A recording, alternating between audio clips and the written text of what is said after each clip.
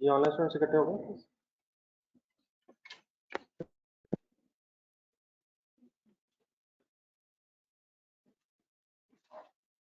Please online students आवाज ठीक आ रही है? आप लोग भी पेज नंबर 124 पे आ जाए। क्वेश्चन नंबर 1 कर रहे थे। Statement of changes in equity में रिटेन्ड अर्निंग्स का एक कॉलम बनाना था। किस साल के एंगल से वर्किंग करनी है? 31 दिसंबर 2008 ईयर एंड। मसले क्या थे क्वेश्चन में? एक पॉलिसी चेंज है, इस मेथड से किस मेथड में आना? FIFO से वेटेड एवरेज पे अगर आएंगे तो फिगर्स में कुछ चेंज आएगा? स्टॉक की फिगर्स बदलनी है, स्टॉक की फिगर्स बदलेंगी तो अकॉर्डिंगली प्रॉफिट में चेंज आएगा। क्लोजिंग स्टॉक अगर बदलेंगे तो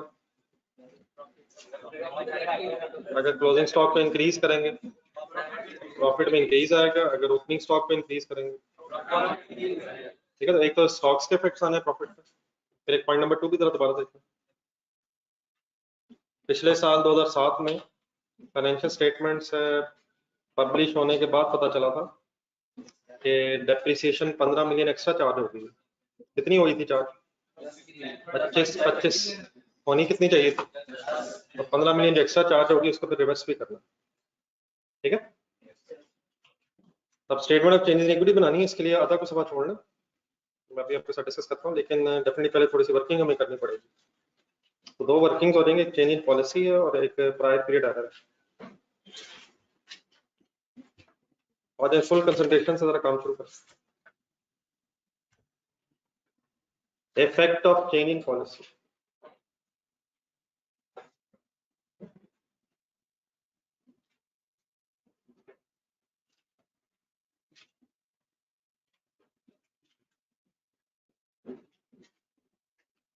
अब रिक्वायर्ड तो definitely statement of changes in equity में रिटेन्ड अर्निंग्स का कॉलम है, लेकिन वो बनाने के लिए जो हमारी पॉलिसी चेंज एरर की वजह से प्रॉफिट्स पे इफेक्ट आएंगे वो अगर पहले लिख लेंगे तो देन ही प्रॉपर वर्किंग हो सकेगी। 2-3 क्वेश्चन मेरे साथ समझ के करने, उसके बाद फिर आप इंडिविजुअली भी हैंडल कर सकते हैं। तो हर क्वेश्चन किस तरह मैं कर रहा हूँ, वर्किंग्स कैसे करता हूँ, कंसंट्रेशन से देखिएगा प्लीज। जी पॉइंट नंबर 1 पे आ जाओ। किस मेथड से किस मेथड पे आ रहा है? अफेक्टेड ईयर कौन कौन से? किस किस साल का स्टॉक चेंज होगा? 6, 7, 8। कंपैरेटिव फॉर्म में लिख रहा हूँ, अभी इस तरह देखे ना लिखिएगा, पहले बात पूरी समझ लीजिएगा। कंपैरेटिव फॉर्म में मैंने इसलिए लिखा है कि करंट ईयर 8 है और प्रायर ईयर 7 और 6 है, ठीक है। इन ईयर्स में क्लोजिंग स्टॉक ने किन किन अमाउंट से चेंज होना है? पहले जरा फिगर्स जरा देखना जरा सारे।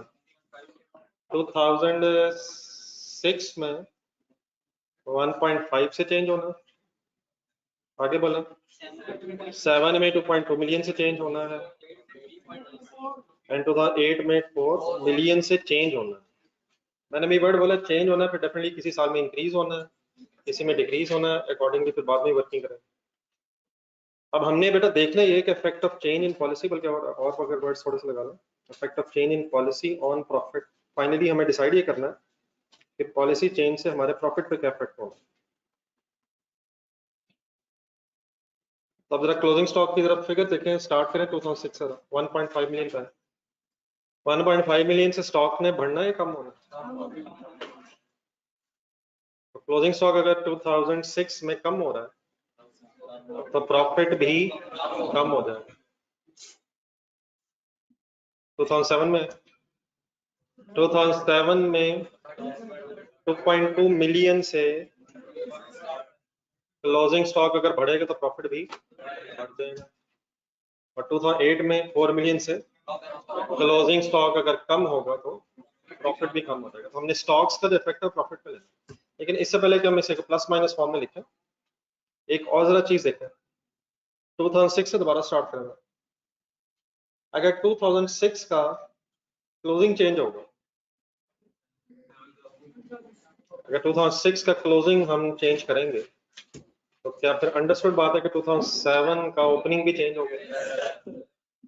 2005 की भी अगर इन्फॉर्मेशन होती है, दोबारा डाटा देखेंगे, 2005 की भी फॉर एग्जांपल इन्फॉर्मेशन होती तो 5 के क्लोजिंग से फिर 6 का ओपनिंग, तो 6 के ओपनिंग तक तो खैर इन्फॉर्मेशन नहीं है, क्योंकि 5 के क्लोजिंग का नहीं हमें पता। कहाँ से बस डाटा अवेलेबल है? 2006 से अवेलेबल है। तो रेट्रोस्पेक्टिव एडजस्टमेंट हो रही है, वहीं से हो सकेगी जहाँ से इन्फॉर्मेशन अवेलेबल है।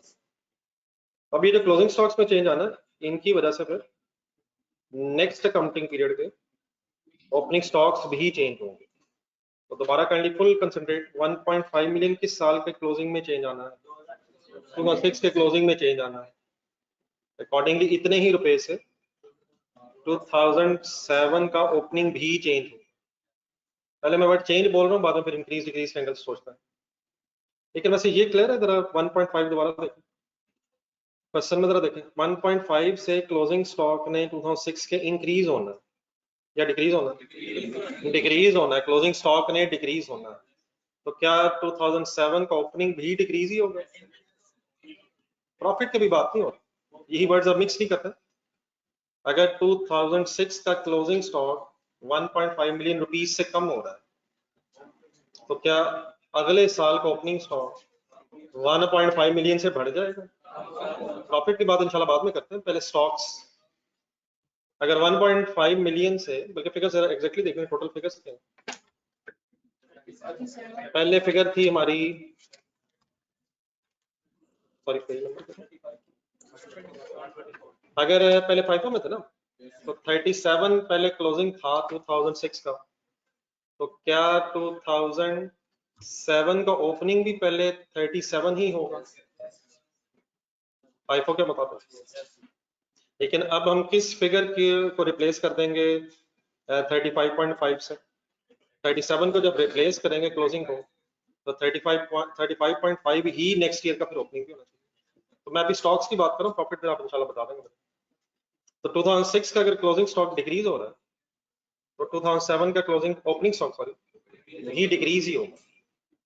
एंड फाइनल करें जरा, अगर 2007 का 2.2 मिलियन से प्रॉफिट स्टॉक बढ़ रहा है तो 2008 का ओपनिंग स्टॉक भी बढ़ेगा। पहले स्टॉक्स को फाइनल कर लें, उसके बाद इंशाल्लाह प्रॉफिट के एंगल से हम सोच लेंगे, क्योंकि प्रॉफिट का क्लोजिंग स्टॉक के साथ डायरेक्ट रिलेशनशिप है और ओपनिंग स्टॉक के साथ इनवर्स है, तो वो इंशाल्लाह बाद में कर लेंगे। मैंने अभी ये जो फिगर्स लिखी हैं, 1.5 मिलियन 2006 का क्लोजिंग जब चेंज होगा तो 2007 का ओपनिंग भी चेंज हो जाएगा। एंड सिमिलरली अगर 2007 का क्लोजिंग 2.2 मिलियन से चेंज होगा तो ओपनिंग भी 2.2 मिलियन से चेंज हो जाएगा। और डेफिनेटली अब 2008 की वर्किंग हम कर रहे हैं, लेकिन अगर 9 का एंगल सोचा तो 4 मिलियन जो स्टॉक है ये फिर ओपनिंग ऑफ नेक्स्ट ईयर को भी इफेक्ट करेगा। ठीक है, तो पहले तो ये जो मैंने फिगर्स लिखी हैं इसमें कोई कंफ्यूजन? जी ऑनलाइन स्टूडेंट्स,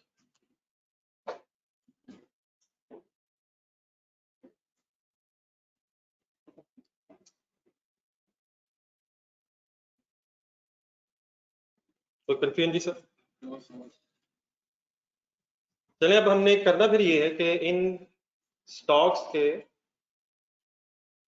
चेंज होने से जब प्रॉफिट पे इफेक्ट आना, फाइनली हमने वहां तक पहुंचना है, क्योंकि हमने जब रिटेन अर्निंग्स का कॉलम बनाना तो उसमें प्रॉफिट्स के इफेक्ट आना है। तो अब इन स्टॉक्स के चेंज का प्रॉफिट पे इफेक्ट कंसिडर करना शुरू करेंगे।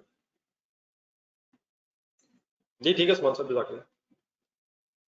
अब आएगा क्लोजिंग स्टॉक और ओपनिंग स्टॉक अलग अलग सोचते हैं, और थोड़ा सा सोचने वाला काम होगा, कंसंट्रेशन रिक्वायर्ड होगी। 1.5 मिलियन से दोबारा शुरू करें, और क्लोजिंग के पहले मैं बात कर रहा हूँ 1.5 मिलियन से क्लोजिंग स्टॉक।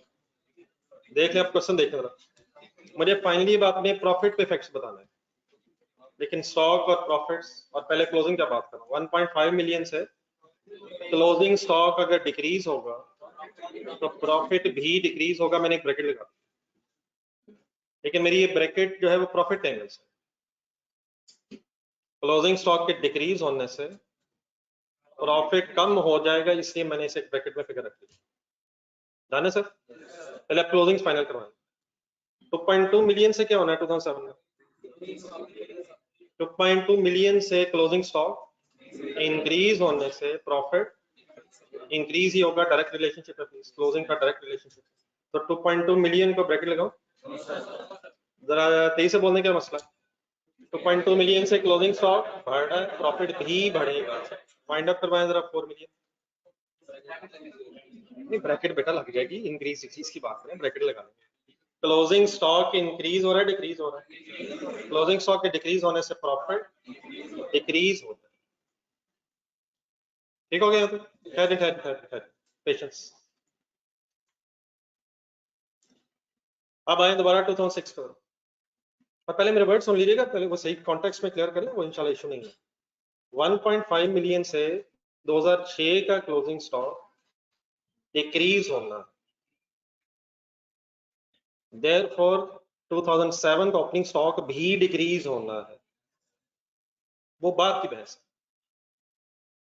1.5 मिलियन से 2006 का क्लोजिंग स्टॉक अगर डिक्रीज हो रहा है तो नेक्स्ट ईयर मींस 2007 का ओपनिंग स्टॉक भी डिक्रीज होगा। अब ओपनिंग स्टॉक डिक्रीज होने से प्रॉफिट इंक्रीज हो जाए, तो आहिस्ता आहिस्ता 1.5 मिलियन से 2006 का क्लोजिंग स्टॉक डिक्रीज होना है, जिसकी वजह से नहीं वो तो बात खत्म होगी ना, ओपनिंग पे आना है आहिस्ता आहिस्ता। देयरफॉर 2007 का ओपनिंग स्टॉक भी 1.5 मिलियन से डिक्रीज होगा। पहले ये सोचना है, अगर क्लोजिंग स्टॉक की अमाउंट कम हो रही है तो अगले साल भी ओपनिंग स्टॉक की अमाउंट अकॉर्डिंगली कम होगी, लेकिन जब ओपनिंग स्टॉक की अमाउंट कम होगी तो प्रॉफिट फिर इंक्रीज क्यों हो जाएगा? क्योंकि ओपनिंग स्टॉक का प्रॉफिट के साथ इनवर्स रिलेशनशिप है। कल बात हुई थी तो बात देखना, तो देख नीचे 2 पॉइंट्स लिखे हुए।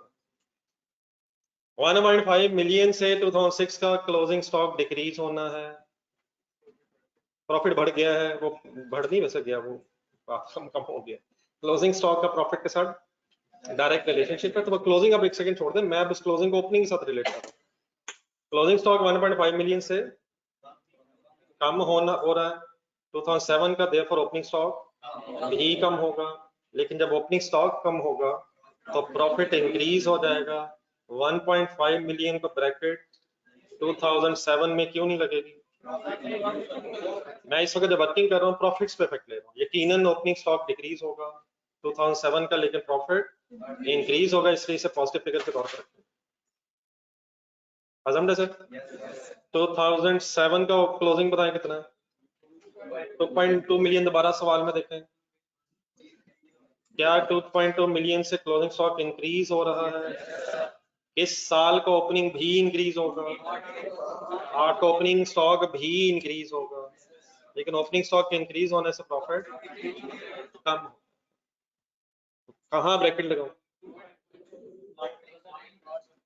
2.2 मिलियन जो ओपनिंग स्टॉक। ठीक है सर क्लियर?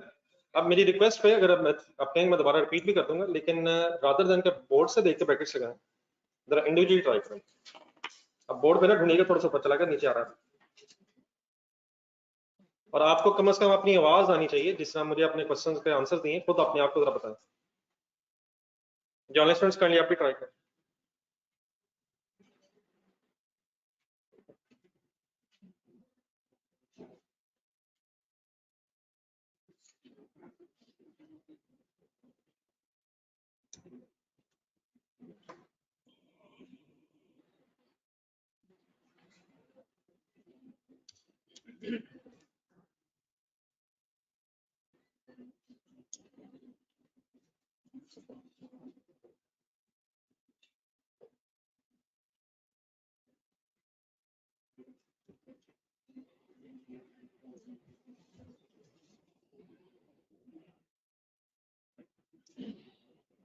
हमारा ये जो प्लस माइनस है ये इंक्रीज डिक्रीज करना है, ये स्टॉक के एंगल से फाइनली या प्रॉफिट के एंगल से?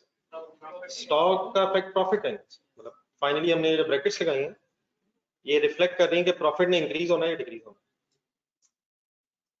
है। ये ऑनलाइन स्टूडेंट्स ओके सही है? फिगर्स सही है सर? अपना आंसर हमें सब मैच करना है, फिगर्स लिखना, फिगर्स लिखना है जी। फाइनली नहीं कंफ्यूजन सर? रैंडमली जरा एक बता दें, मैं क्वेश्चन पूछने लगा, अगर कोई नोट कर रहा तो इकट्ठे होता है जी। ऑनलाइन स्टूडेंट से इकट्ठे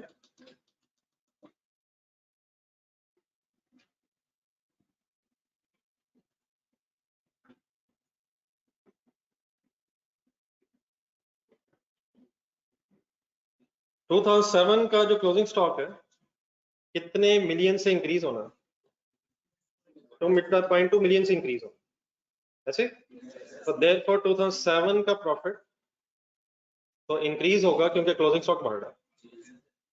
लेकिन 2007 का जो क्लोजिंग स्टॉक है उसने नेक्स्ट ईयर 2008 में ओपनिंग बंद कर, तो 2.2 मिलियन से क्लोजिंग स्टॉक अगर इंक्रीज होगा तो 2008 में ओपनिंग स्टॉक भी इंक्रीज होगा।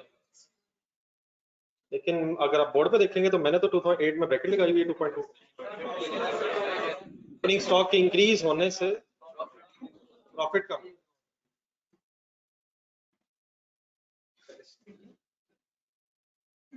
ये अब नेट ऑफ कर लें या टोटल कर लें? 2006 के और 7 और 8 के फाइनल कर, ये ठीक है जी यार सर?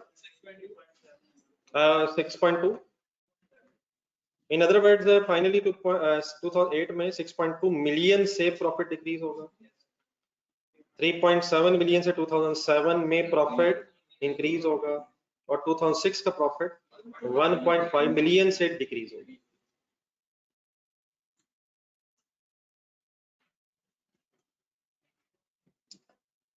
डन है सर? पॉइंट नंबर 2 की भी वर्किंग कर लें, फिर एक स्टेटमेंट बनाओ। Point number 2 prior period error. Prior period error क्या होता है? थोड़ा सा और जरा, थोड़ा सा चाहे पढ़ के जरा बता दो, थोड़ा सा एक्सप्लेन कर दो।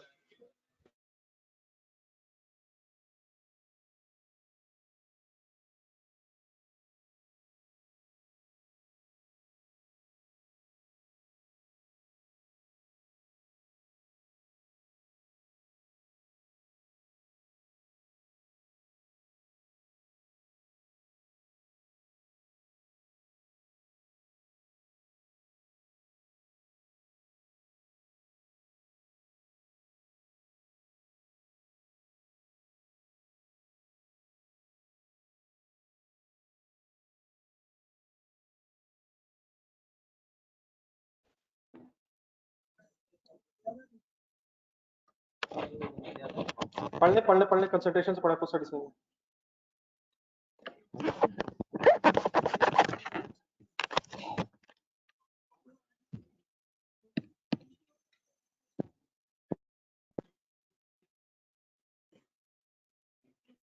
जी ऑनलाइन स्टूडेंट्स कुछ आवाज ठीक हुई है? बीच में प्रॉब्लम आया? इफेक्ट ऑफ पॉलिसी चेंज हो गया था जी ऑनलाइन स्टूडेंट्स आपका? तो प्रायर पीरियड एरर वाला बेटा पॉइंट नंबर 2 पढ़ रहे थे, आप भी जरा साथ मिल जाए। Sorry for inconvenience. 2007 में डेप्रिसिएशन जो है 25 मिलियन चार्ज हो गई है इंस्टेड ऑफ 10 मिलियन, तो 15 मिलियन बेटा ज्यादा चार्ज हो गई है। तो रिवर्सल करेंगे, रिवर्सल ऑफ डेप्रिसिएशन करें या डिक्रीज इन डेप्रिसिएशन करें? Reversal of depreciation by rupees, reversal of depreciation बढ़ानी है कम करनी है? कितने से? 15 से जब कम करेंगे तो एक लाइन और लिखना जरा, प्रॉफिट पे क्या अल्टीमेट इंपैक्ट पड़ेगा? एक एंट्री सोच लें, एक एंट्री बताएं जरा, रिवर्सल ऑफ डेप्रिसिएशन डेप्रिसिएशन की एंट्री रिवर्स कर दें यार, accumulated depreciation debit asset accumulated depreciation debit depreciation credit, depreciation की एंट्री बता दो सीधी। अब इसको रिवर्स ही करना ना, तो accumulated depreciation debit and depreciation credit होने से depreciation तो कम होगी, लेकिन अल्टीमेटली इसका प्रॉफिट पे क्या इफेक्ट होगा? प्रॉफिट बढ़ेगा कम होगा? डेप्रिसिएशन रिवर्स करने से इंक्रीज इन प्रॉफिट होता है। देखिए सोच लो,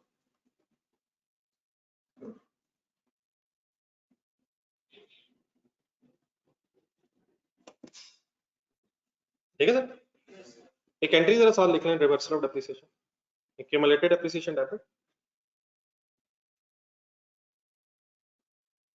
एंड डेप्रिसिएशन क्रेडिट।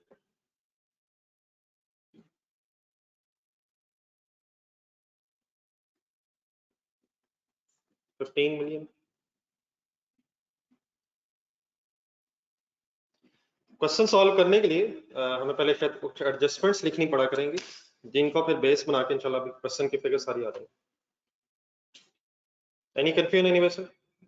चलिए वाइंड अप करें जी। स्टेटमेंट बनानी है, हेडिंग्स लिखनी थी शायद कल। कौन सा कॉलम बस बनना है?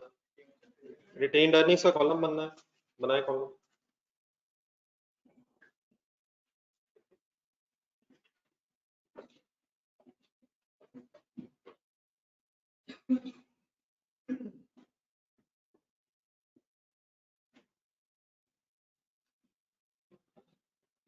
जी रिक्वायरमेंट पढ़े, स्टार्टिंग पॉइंट बताएं, statement of changes in equity में रिटेन्ड अर्निंग्स का कॉलम ओपनिंग से क्लोजिंग तक आना, सब कुछ आपके सामने ट्राई करें। स्टार्टिंग पॉइंट बताएं, कहां से शुरू करें? बैलेंस एज ऑन 1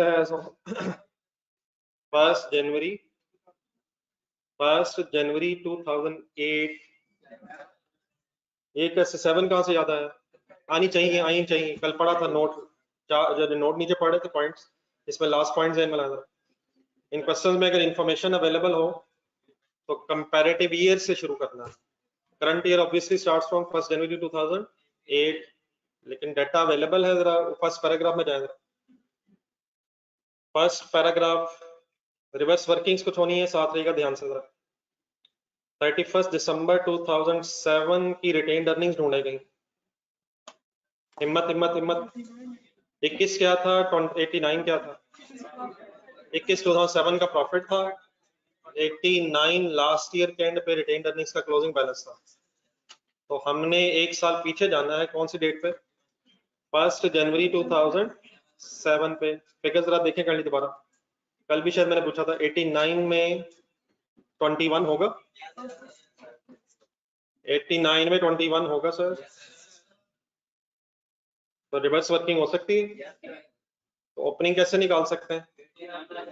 89 में प्लस कर दें 21। अच्छा एक और नीचे और पॉइंट भी आता है डिविडेंड्स के एंगल से। ऑब्वियसली रिटेन्ड अर्निंग में डिविडेंड भी होते हैं, लेकिन अगर उसकी इंफॉर्मेशन नहीं है तो सिंपली प्रॉफिट से वापस चले जाएंगे। लेकिन अगर डिविडेंड्स हो तो रिवर्स वर्किंग भी हो सकती है, रिटेन्ड अर्निंग्स के लेजर भी बन सकते हैं। जरा रिटेन्ड अर्निंग्स का कोई लेजर जहन में बनाया, जरा कोशिश करें। लास्ट ईयर के एंगल से रिटेन्ड अर्निंग्स का लेजर जहन में लाएं। नहीं, ब्रॉड डाउन से पहले शायद कैरी डाउन अवेलेबल है लास्ट ईयर के एंगल से। 89 क्या होगा लास्ट ईयर के एंगल से? कैरी डाउन है। किस तरफ होगा कैरी डाउन लेजर में? क्लोजिंग क्रेडिट बैलेंस होगा ना। हिम्मत 89 डेबिट साइड पे या क्रेडिट साइड पे? 21 प्रॉफिट है, प्रॉफिट किस तरफ होगा?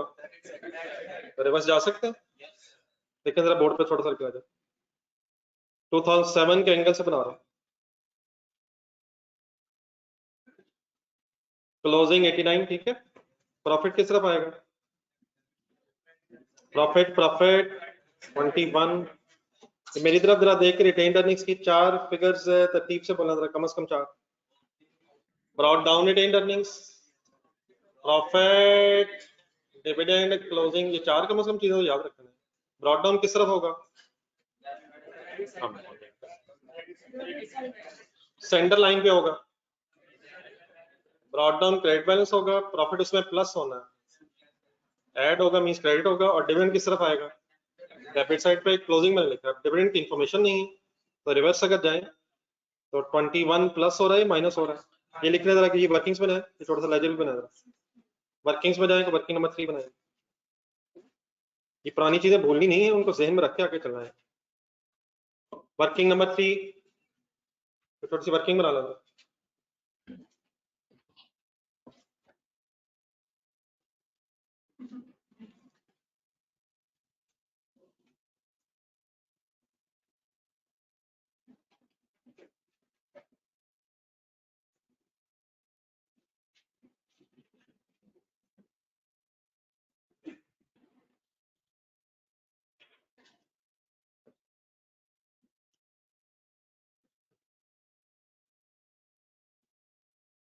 Brought down retained earnings plus profit minus dividend is equal to closing, definitely फिर सरप्लस वगैरह भी, बोनस शेयर, ये सब कुछ आते हैं कम से कम, लेकिन 4 चीजें तरतीब से सीक्वेंस से ज़हन में रखें। चला जी माइंड करें जी सर, क्या सर 89 क्लोजिंग है सर, फर्स्ट पैराग्राफ में 21 प्रॉफिट है, और रिवर्स अगर जाएंगे तो कैलकुलेट हो जाएगा 68 बैलेंसिंग फिगर आ जाएगा, ब्रॉट डाउन बन जाएगा 89 माइनस 21, इसका मतलब पिछले साल के एंड पे 68 पहले रिटेन्ड अर्निंग्स होंगी और 21 ऐड होके इसलिए 89 बना। तो वो जो ओपनिंग था वो मिसिंग था, क्लोजिंग से ओपनिंग की तरफ जा रहा हूँ, एक बैलेंसिंग फिगर निकाल दी। सही, अगर ओपनिंग हो तो क्लोजिंग तक आ सकते हैं, और अगर क्लोजिंग हो और फिगर्स अवेलेबल हो तो हम रिवर्स भी जा सकते हैं। चलें जी, रिटेन्ड अर्निंग्स का स्टार्टिंग पॉइंट क्या होगा? 68, ठीक है, इसके साथ रेफरेंस लिखा, वर्किंग नंबर 3 थी।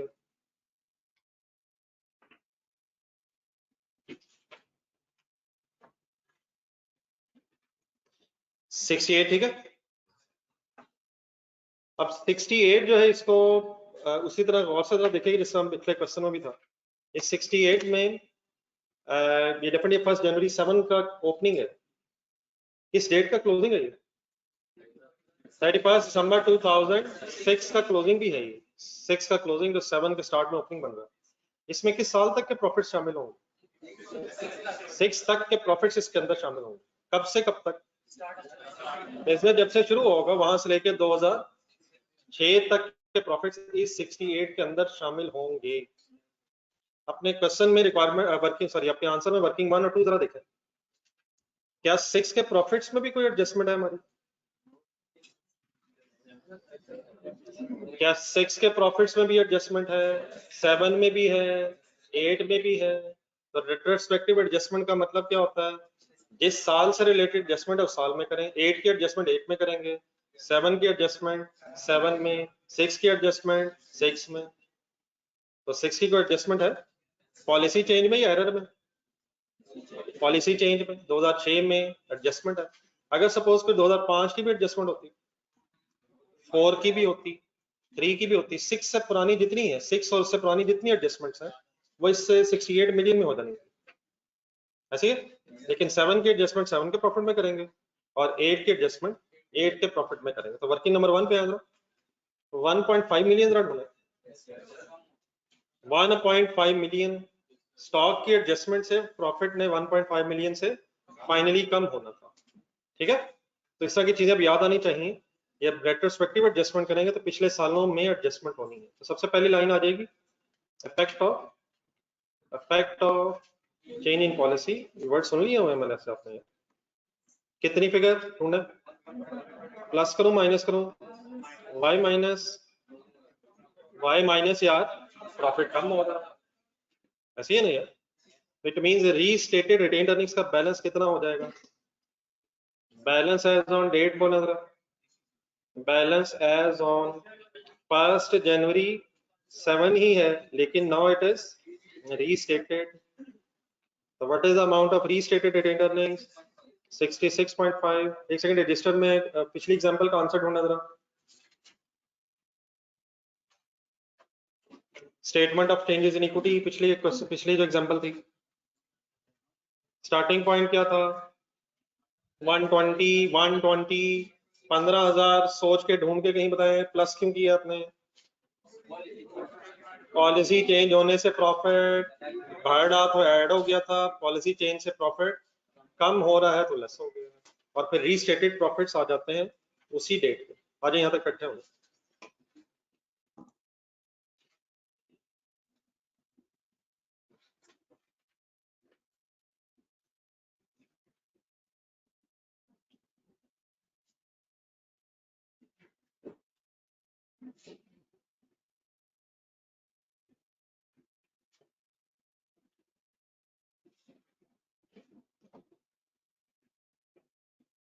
समझ आ गई सर?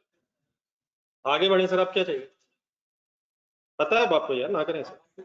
इस साल का प्रॉफिट पहले 8 का लिख लेते हैं, 7 या 8 सीक्वेंस में चलना है यार, कोई नहीं लिख सकते। तो था 7 का प्रॉफिट कहीं है सर जी? है कहाँ है, ढूंढे। 21, इसमें कोई मसला तो नहीं, कोई एडजस्टमेंट तो नहीं करनी सर? दो करनी है, दो करनी है, दो करनी ढूंढिएगा तो मैं साथ पर देखा। गिवन फिगर कितनी है? 21, वर्किंग वन में जाए। 2007 के प्रॉफिट में कोई एडजस्टमेंट है?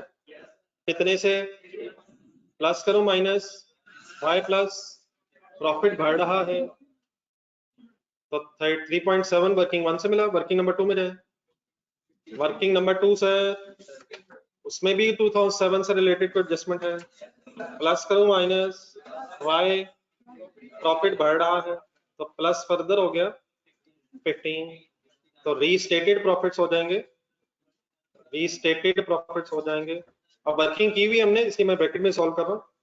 3.7 आया है वर्किंग नंबर वन से, और 15 आया है वर्किंग नंबर टू से। फाइनली रीस्टेटेड प्रॉफिट्स हो गए 39.7। बात समझ आ रही है ना क्या करी जा रहा है? देखिए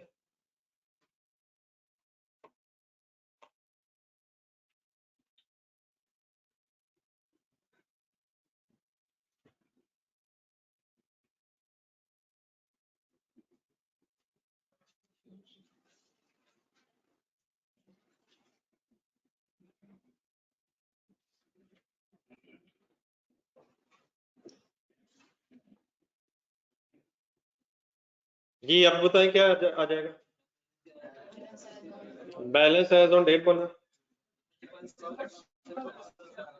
इसमें या डेट या कौन सी डेट लिखी जा सकती है? 31 दिसंबर 2007 लिख दें, या 1 जनवरी 2008 लिख दें। डेफिनेटली आई होप कि याद है, लेकिन रीस्टेटेड लिखूंगा। रीस्टेटेड किन फिगर्स के साथ आता है? जो कंपैरेटिव ईयर से रिलेटेड होते हैं, जो शेयर होल्डर्स तक पहुंच गई नहीं है और हम उनको चेंज कर रहे हैं। फिगर कैसे है? 66.5 plus 39.7 is equal to 106.2।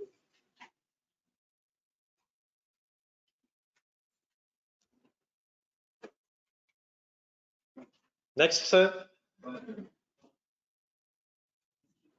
Profit किस साल का? 8 का ढूंढने गई है, 2008 का प्रॉफिट होने से घूम गया सर जी, घूम गया। जरा सवाल में से ढूंढ के बताइएगा यार, कहाँ है कहाँ है कहाँ है कहाँ है? कितना 6.2 कहाँ है यार? प्रॉफिट ही यार, खुदा के लिए प्रॉफिट, प्रॉफिट वो एडजस्टमेंट है। 15 मिल जाएगा sir? Any adjustment in this profit? कितने से? वर्किंग वन 6.2 प्लस करो माइनस वाई, प्रॉफिट डिक्रीज हो रहा है। वर्किंग नंबर टू में जाए, वर्किंग नंबर टू में 2008 से रिलेटेड का मसला, तो माइनस 6.2 सिर्फ वर्किंग नंबर वन से ही आना है। What is 8.5, sorry 8.8, what is 8.8? Profit of 2008 restated लिखो। और यार सही किया तो है, सही किया तो है। किस साल का ठीक कर लिया है? 8 में ही 8 का ठीक कर लिया है, तो इसका कोई बताने की किसी को जरूरत नहीं है। फाइनली बैलेंस ऐसा हो, पार्टिसिपेट किया करें please sir. 31 December 2008 and finally answer is 115। जी ऑनलाइन स्टूडेंट्स ओके प्लीज। अच्छा, क्वेश्चंस करवाते हुए स्टार्टिंग में जब होते हैं तो मैं कुछ स्पेस आपसे कहता हूँ, तो अगर वो स्पेस आप महसूस करें कि कम रह गई है तो नेक्स्ट क्वेश्चन में फिर अकॉर्डिंगली छोड़ा करें। आगे वैसे पूरा 2-3 लाइनें अगर बच गई हैं तो नेक्स्ट टाइम 2-3 लाइनें कम ना छोड़ दीजिएगा, खैर है 2-3 लाइनें अगर बच गई। जी पेज नंबर 124 पे 124 24 पे है।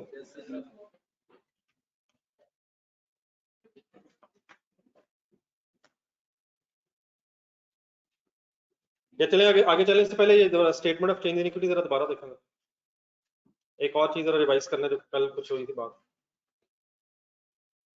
Statement of financial position kindly ध्यान में लाएं। Statement of financial position, retained earnings ध्यान में लाएं। डाटा देख के बताएं, आंसर देख के अपना। अगर 2008 के एंड पे स्टेटमेंट ऑफ फाइनेंशियल पोजीशन बन रही हो तो कौन सी फिगर रिटेन्ड अर्निंग्स में नजर आएगी? 115। 2007 में ढूंढे 106 106.2 एंड 2006 के एंड पे फाइनली 66.5 और पिछले 2 सालों की फिगर्स के ऊपर रीस्टेटेड भी नजर आएगी। तो 2007 का जो फाइनली रीस्टेटेड बैलेंस है 1 जनवरी 2007 का, वो 31 दिसंबर 2006 का रीस्टेटेड बैलेंस हो जाएगा 66.5 मिलियन। चलिए अभी तक इस डिस्कशन में आइए सेट की।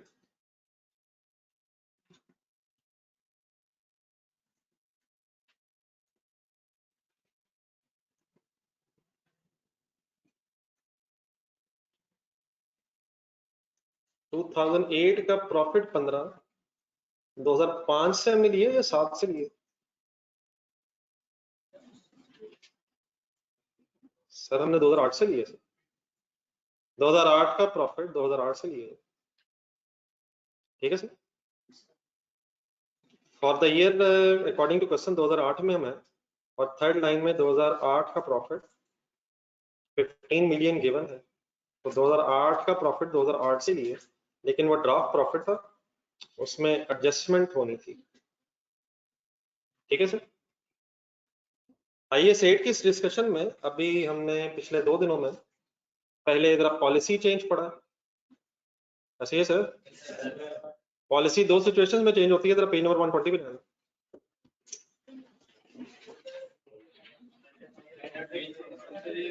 स्टैंडर्ड भी बदल सकता है और वॉलंटरी चेंज भी आ सकता है अगर मैनेजमेंट फील करे कि फाइनेंशियल स्टेटमेंट्स ज्यादा रेलिवेंट रिलायबल हो जाएंगे।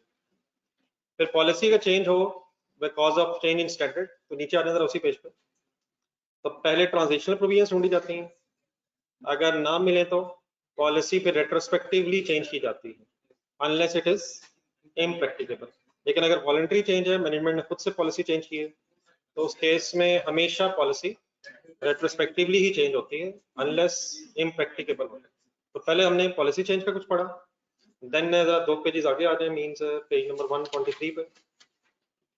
सेकेंडली कल फिर एक छोटी सी डिस्कशन ये स्टार्ट हुई थी कि प्रायर पीरियड एरर अगर हो जाए तो उसको भी रेट्रोस्पेक्टिवली ठीक किया जाता है। पिछले सालों में अगर एरर हुआ है, पिछले सालों में नहीं डिटेक्ट हो सका, सब्सिक्वेंटली पता चला है, तो उसे भी फिर जब डिटेक्ट हो जाए तो रेट्रोस्पेक्टिवली चेंज किया जाता है। तो 2 कौन कौन सी मेन चीजें होगी? Change in policy and prior period error. एक पेज नंबर 124 पे एक थर्ड थिंग भी जरा बीच में ऐड करना, और फिर इंशाल्लाह एक बड़े बड़े क्वेश्चंस की तरफ चलते हैं। मिक्स होकर समय क्वेश्चंस आते हैं, एक ही क्वेश्चन में पॉलिसी चेंज भी, एरर भी और एस्टिमेट्स का चेंज भी आ सकता है। लेकिन पहले जरा एक इंडिविजुअली जरा क्वेश्चन छोटा सा कर लीजिएगा मेरे साथ। Change in accounting estimates. Change in accounting estimates की ये लाइन आगे पढ़ने से पहले पेज नंबर 124 पे है, mid of the page number 124। Online students है नहीं इकट्ठे? जरा डेप्रिसिएशन ध्यान में लाएगा। IAS 16 simple depreciation. डेप्रिसिएशन अगर आपने चार्ज करनी हो तो 2 मेन चीजें एस्टिमेट करनी पड़ती हैं। Number 1 residual value. क्या होती है residual value? Amount expected to be obtained at the end of the useful life. Expected to be obtained, एक एस्टिमेट करना पड़ता है कि यूजफुल लाइफ के एंड पे हमारा एसेट कितने का बिक सकता है। सेकेंडली फिर यूजफुल लाइफ का भी एस्टिमेट करना पड़ता है यूजफुल लाइफ किसे कहते हैं? Period over which asset is expected to be used, 10 साल, 15 साल, 20 साल। फिर देन फाइनली बार एक और चीज भी होती है कि मेथड ऑफ डेप्रिसिएशन भी सिलेक्ट करना पड़ता है। तो रेजिडुअल वैल्यू, यूजफुल लाइफ और मेथड की सिलेक्शन होती है, ठीक है। तो ये एस्टिमेट्स कहलाते हैं।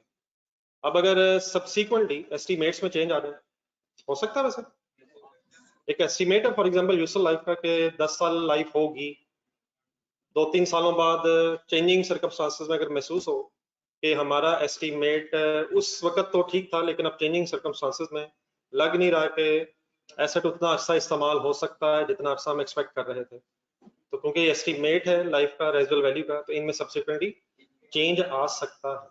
तो अगर चेंज आ जाए फिर कैसे अकाउंट फॉर करना है, इस डिस्कशन को जरा यहाँ से अब हम शुरू कर रहे हैं, फिर आगे इंशाल्लाह चलती जाएगी। तो पहले कुछ एग्जांपल्स पढ़ना, कुछ मेरी बात समझ आ रही है वैसे? एस्टिमेट्स अगर हो तो उसमें चेंज क्यों आ सकता है? एक ये भी हो सकता है कि एरर हुआ है, हमें पता था कि लाइफ 15 ईयर्स है लेकिन हमने गलती से 12 सेलेक्ट कर ली, तो वो एरर होगा। तो एरर अगर हुआ है तो प्रायर पीरियड एरर के एंगल से वो सॉल्व होगा जिस तरह हमने रेट्रोस्पेक्टिवली किया। लेकिन एस्टिमेट का चेंज का मतलब ये है कि जिस वक्त हमने शुरू में अंदाजा लगाया था वो उन सर्कमस्टांसेस में ठीक था 10 साल, लेकिन कुछ अर्से बाद महसूस हुआ कि नई टेक्नोलॉजिकल एडवांसमेंट्स की वजह से अब एसेट उतना अर्सा नहीं यूज हो सकेगा या सपोज उससे ज्यादा अर्सा यूज हो जाएगा जो हमारा प्रीवियस एस्टिमेट था। तो एरर क्या होता है कि पता था लेकिन गलत हो गया। एस्टिमेट चेंज क्या होगा, शुरू में हमारे ख्याल में यही था लेकिन कुछ अर्से बाद महसूस हुआ कि अब जो सिचुएशन चेंज हो गई है इसमें अब एस्टिमेट बदल जाना चाहिए। तो एस्टिमेट में अगर चेंज आ जाए तो उसको कैसे अकाउंट फॉर करते हैं, अब जरा मैं पहले पढ़ लें ऐसे ही हम जरा वर्ड्स में ना फंसे। पहले एग्जांपल्स देखा था। Example of accounting estimates are, इसमें एक दो चीजें और भी हैं वो भी जरा ढूंढना। अलाउंस फॉर बैड डेट्स का वर्ड सुना कभी आपने? अलाउंस की कैलकुलेशन कैसे होती है? Allowance for bad debts, debtor से रेट मल्टीप्लाई होता है, तो रेट 5% लगाएं या 10% लगाएं, ये भी एस्टिमेट होता है। क्या बैड डेट्स एक्चुअल हो जाते हैं अगर अलाउंस बनाया? एक एस्टिमेट होता है, वी आर एक्सपेक्टिंग कि बैड डेट्स हो जाएंगे, लेकिन according to the prudence concept application वो बैड डेट्स फिर इमीडिएटली रिकॉर्ड किए जाते हैं। तो डेटर से फिर 5%, 2% जितना भी क्वेश्चन में रेट दिया होता है वो रेट लगा के आप फिगर कर लेते हैं। तो वो जो परसेंटेज है वो एक एस्टिमेटेड परसेंटेज होती है, उसमें सब्सिक्वेंटली चेंज आ सकता है। बैड डेट्स रिकवर भी हो जाता है समटाइम्स, एस्टिमेट्स में चेंज आता है। फिर यूजफुल लाइफ वर्ड्स अंडरलाइन करना। Allowance for bad debts estimate है, यूजफुल लाइफ एस्टिमेट है, डेप्रिसिएशन मेथड भी एस्टिमेट करना पड़ता है। स्ट्रेट लाइन यूज करें, रिड्यूसिंग यूज करें। अगर लग रहा हो कि एसेट जो है वो इक्वल बेनिफिट्स देगा, हर साल इक्वल बेनिफिट्स देगा, तो कौन सा मेथड होना चाहिए? लेकिन अगर लग रहा हो कि शुरू के सालों में ज्यादा बेनिफिट्स मिलेंगे और जैसे जैसे एसेट पुराना होता जाएगा कम बेनिफिट्स मिलेंगे। ज्यादा मशीनें वैसे ऐसी होती हैं, तो नई चीज अगर आप लें तो शुरू के सालों में ज्यादा अच्छी परफॉर्मेंस होती है, लेकिन ग्रेजुअली यूज करने की वजह से एसेट्स की परफॉर्मेंस कम हो जाती है। तो वहां पे कौन सा मेथड बेहतर है? रिड्यूसिंग बैलेंस मेथड में पहले सालों में डेप्रिसिएशन कॉस्ट की बेस पे होगी पहले साल, फिर डब्ल्यूडीवीज की बेस पे ग्रेजुअली कम हो जाती है।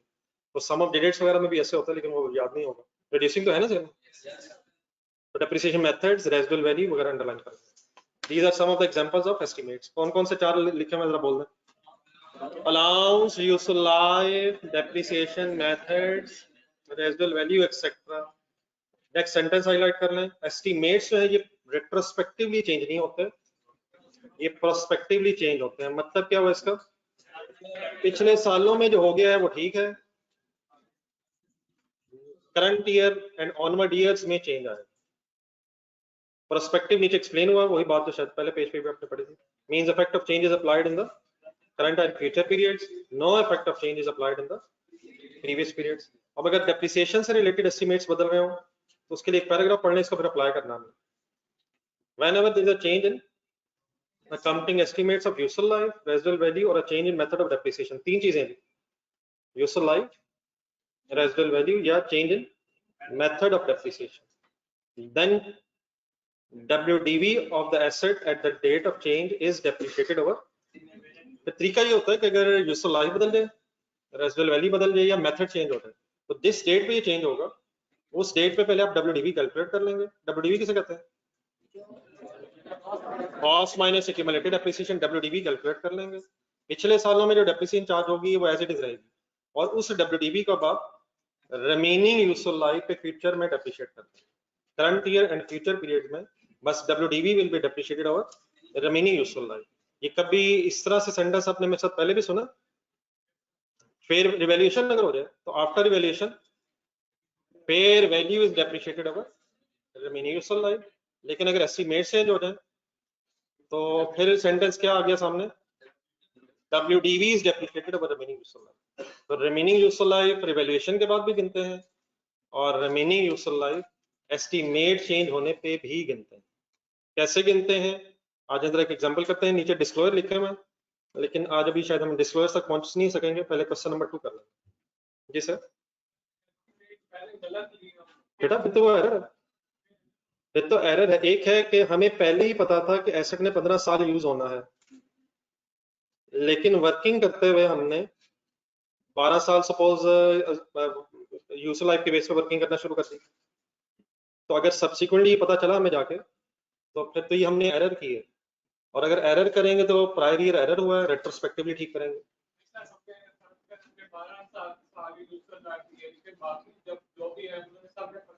नहीं, बाकियों की तो इस वक्त बहस ही नहीं। हमारा अपना एसेट है, बाकी का अपना एसेट है।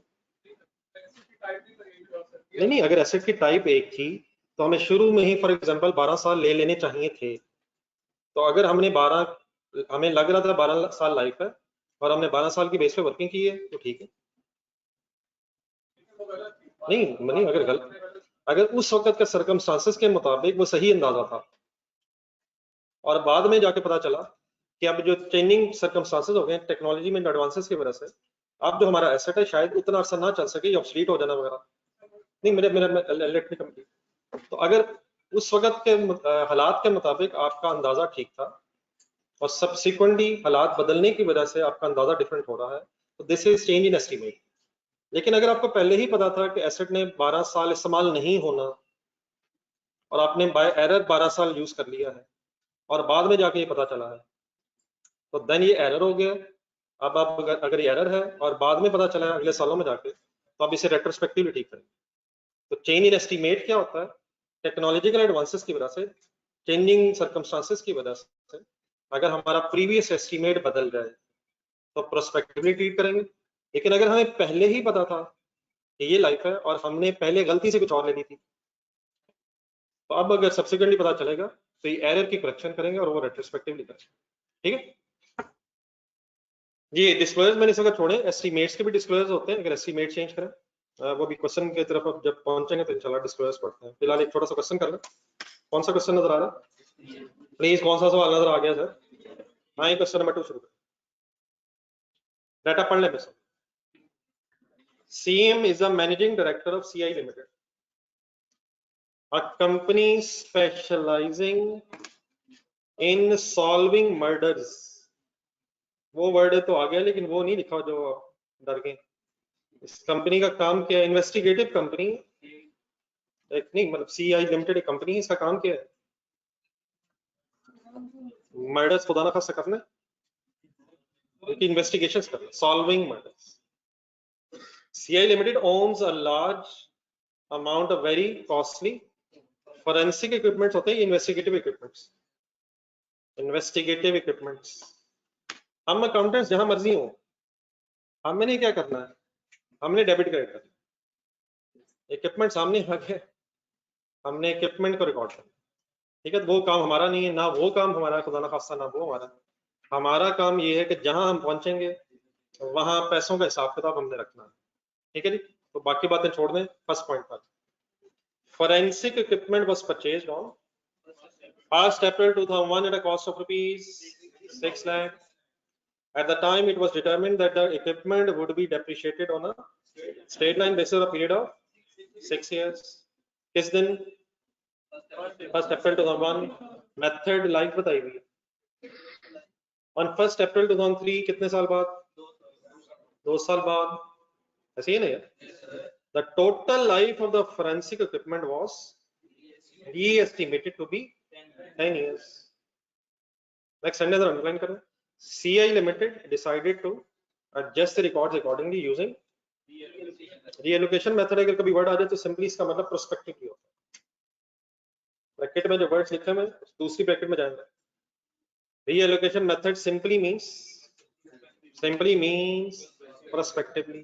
रिक्वायरमेंट में आएगा show the depreciation journal entries necessary from the information provided above assuming। दो assumptions की बेस पे अपने एंट्रीज बतानी है डेप्रिसिएशन की। Number 1, depreciation has not been processed for the year ended 31st March 2004 and दूसरा है depreciation based on the old estimates had already been processed for the year ended 31st March 2004। ये assuming का क्या मतलब है यहाँ? नहीं, ये दो जो पॉइंट्स हैं इकट्ठे सॉल्व करने हैं। तो आप फर्स्ट रिक्वायरमेंट बता देंगे क्या कह रहा हूँ? पॉइंट 1 में क्या अज्यूम करना कि 2004 की डेप्रिसिएशन चार्ज हुई नहीं है, तो आप बताएं कितनी चार्ज होनी है और एंट्री क्या होगी। पॉइंट नंबर 2 में क्या कर रहा है?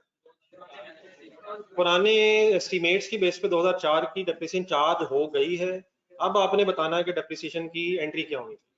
तो दो अलग-अलग सिचुएशंस है, आए उनको डिस्कस करते हैं।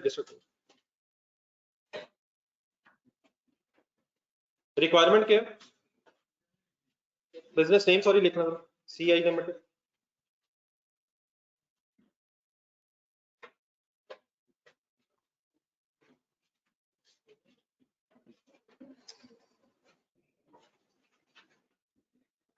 Requirement 1,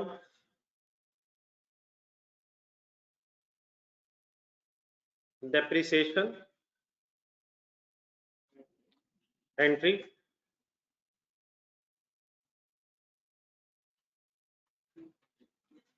for 2000 for 31st March 2004 assuming already not charged।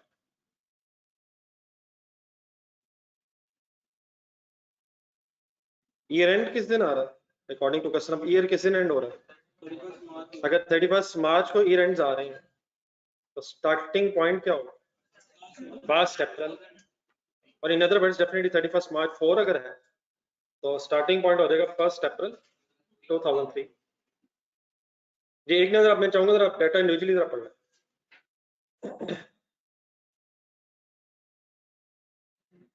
तो दो assumptions के बेस पे इसमें सॉल्व होना। फर्स्ट assumption इज कि 2004 में डेप्रिसिएशन अभी चार्ज हुई नहीं है। एसेट कब खरीदा था? एसेट कब खरीदा था सर? फर्स्ट ईयर एंड बताएं। फर्स्ट ईयर एंड कब आएगा? 31 मार्च 2002। सेकेंड ईयर भी एंड हो गया शायद 31 मार्च 2003। 2 साल गुजर गए और 2 साल बाद एस्टिमेट चेंज हो 1 मार्च 2003 पे। तो जिस साल से रिलेटेड हमसे एंट्री मांगी जा रही है उसी साल के शुरू में एस्टिमेट बदला। ऐसी है सर। तो एस्टिमेट अगर बदल जाए किस चीज की वजह से बदल रहा? पहले लाइफ का अंदाजा क्या था, अब लाइफ का टोटल लाइफ का अंदाजा क्या है? 10 ईयर्स। तो एस्टिमेट्स अगर बदल जाए तो अकाउंटिंग ट्रीटमेंट क्या होता है? पर्सपेक्टिवली या रेट्रोस्पेक्टिवली? इन सालों की डेप्रिसिएशन का कुछ नहीं करना हमने। 2002 और 3 की डेप्रिसिएशन जो चार्ज हो चुकी है वो ठीक है, हमें 4 की depreciation according to the revised estimates charge करनी है। तो तरीका का इसका क्या होता है? जब एस्टिमेट्स चेंज हो जाए तो हम WDV कैलकुलेट करेंगे और उसको रिमेनिंग यूजफुल लाइफ पे डेप्रिशिएट करेंगे। तो 2-3 लाइनें नीचे रखते हैं, ये जहां हेडिंग आपने लिखी है एंट्री के लिए जगह जगह छोड़ दें। आए जरा एक वर्किंग देखें गौर से। छोटे छोटे पॉइंट्स हैं इस वक्त, फुल कंसंट्रेट कीजिएगा, बहुत बड़े बड़े सवालों में इन्होंने कन्वर्ट हो जाना। सबसे पहला काम क्या होता है? Calculate the WDV on the date of change in estimate, which means WDV on 1st April 2003 पे आपने मुझे कैलकुलेट करवानी है। 2-3 लाइनें रख लें और वर्किंग शुरू करते हैं साहब।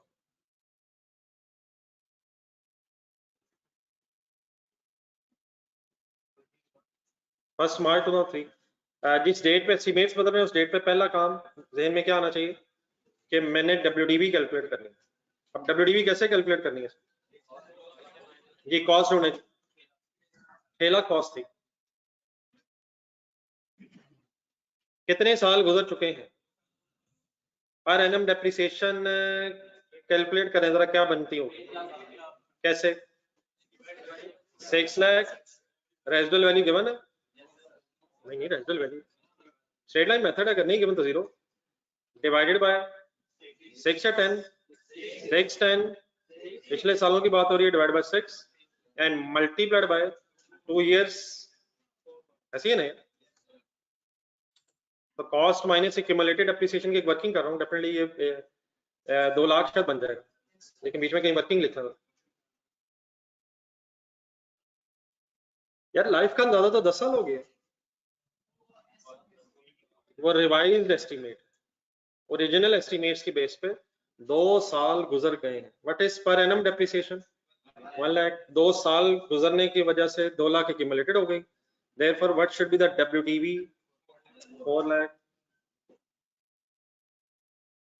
Any confusion?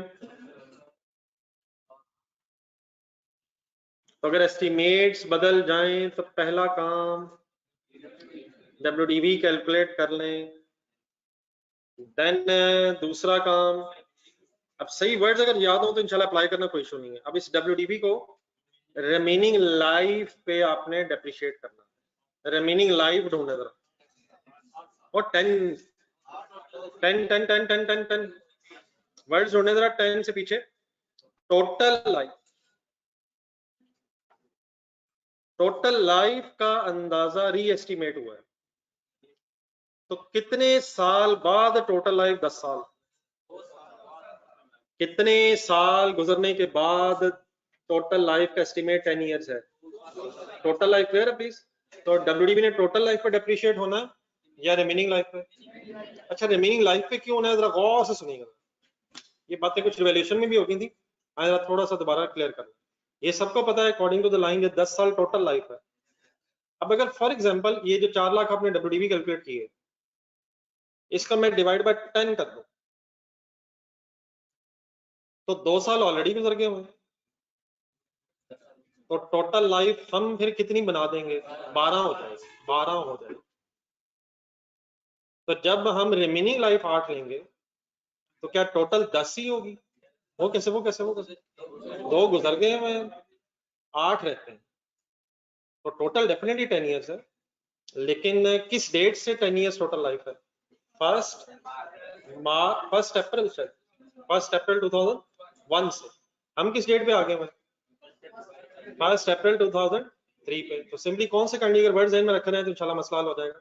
WDV is depreciated over remaining useful life. तो 10 या 8 कैसे? वैसे 2 साल गुजर गए हैं, तो देयरफॉर क्या करें, लास्ट स्टेप 4 लाख लिखें,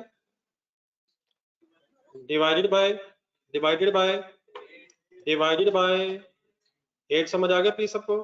कैसे मैं 8 तक पहुंचा? 10 टोटल माइनस 2 इयर्स जो गुजर चुके हैं, what should be the depreciation per annum? किस साल की, किस साल की, किस साल की, किस साल की? 2004 वाली ये नहीं। यहां से ऑनवर्ड्स अब कितने साल 50,000 चार्ज होता रहेगा? 8 साल 50,000 चार्ज होता रहेगा। तो asset after the useful life fully depreciate हो जाएगा, क्योंकि रेजिडुअल वैल्यू की कोई इंफॉर्मेशन नहीं है। कितना ऑलरेडी डेप्रिशिएट था? 2 लाख हो चुका था, कितने में से? 6 लाख में से 2 लाख डेप्रिशिएट हो चुका है। यहाँ से ऑनवर्ड्स हम अगले 8 सालों में 4 लाख और डेप्रिशिएट कर देंगे। रेजिडुअल वैल्यू क्योंकि 0 है, 6 लाख पूरा का पूरा डेप्रिशिएट हो जाएगा। कितने सालों में? अब टोटल मेरा ख्याल है 10 सालों में, शायद 2 साल गुजर गए। यहाँ से ऑनवर्ड्स, इस साल से ऑनवर्ड्स अब 8 साल और है। क्लियर हो रहा है प्लीज? तो टोटल 10 इयर्स लाइफ ही है। मैंने 8 क्यों लिए? मैंने अगर ये कहूँगा मैंने भी 10 ही लिए, लेकिन वो 10 कैसे लिए? 2 साल गुजर गए, रिमेनिंग 8 ईयर थे। ठीक है, चलिए जब एंट्री भी मांगी थी उसने एग्जाम में, what is the amount of depreciation? 50,000 requirement पड़े। अज्यूमिंग अगर इस साल की चार्ज नहीं हुई तो बता देंगे एंट्री क्या करेंगे? बता देंगे यार, depreciation debit, accumulated depreciation account credit.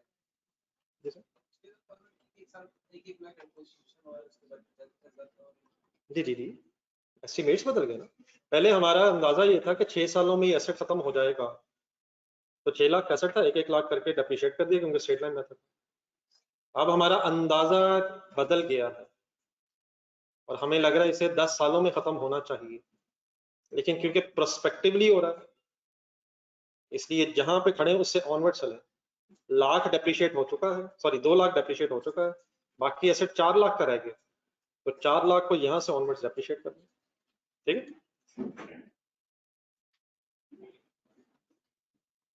बारा जी सब कुछ देख लें, वर्किंग भी लिख लें, एंट्री भी लिख लें, कोई कंफ्यूजन अगर है तो प्लीज बताएं। ये ऑनलाइन स्टूडेंट्स आपको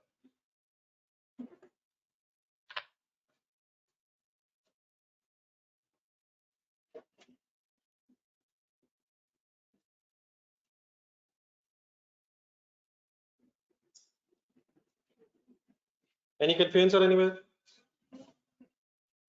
चलिए सेकंड रिक्वायरमेंट जरा खुद से पढ़ेंगे, बताएं क्या करें उसमें। 1 मिनट जरा लगा, 1 minute 1 minute just a minute, just दोबारा पढ़ना।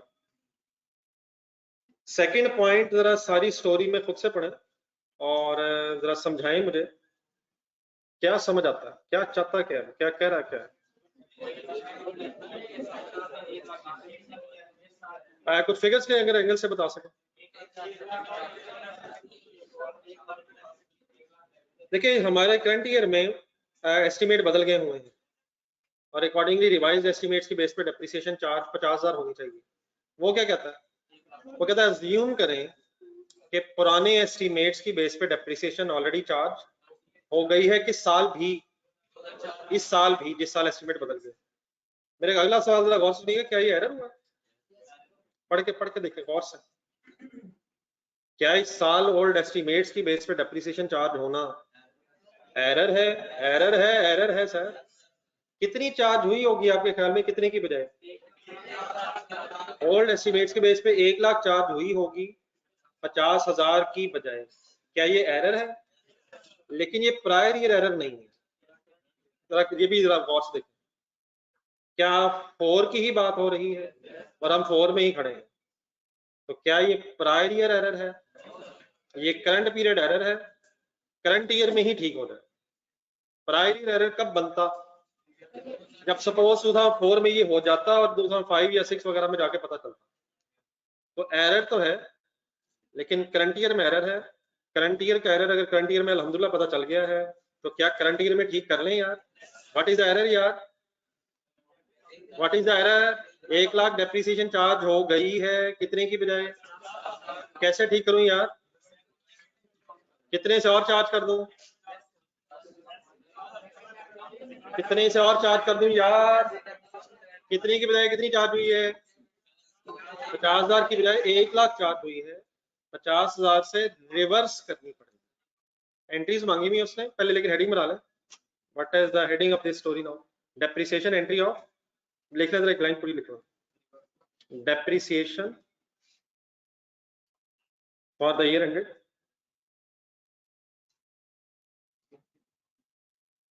depreciation for the year ended 31st December, sorry 31st March 2004 has already been charged based on, has already been charged based on old estimates.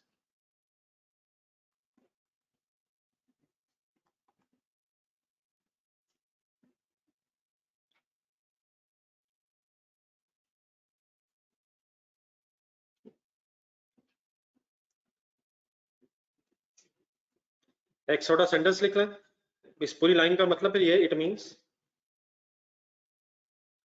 depreciation of rupees, depreciation of rupees 1 lakh should have been charged, हो गई होगी, should have been charged instead of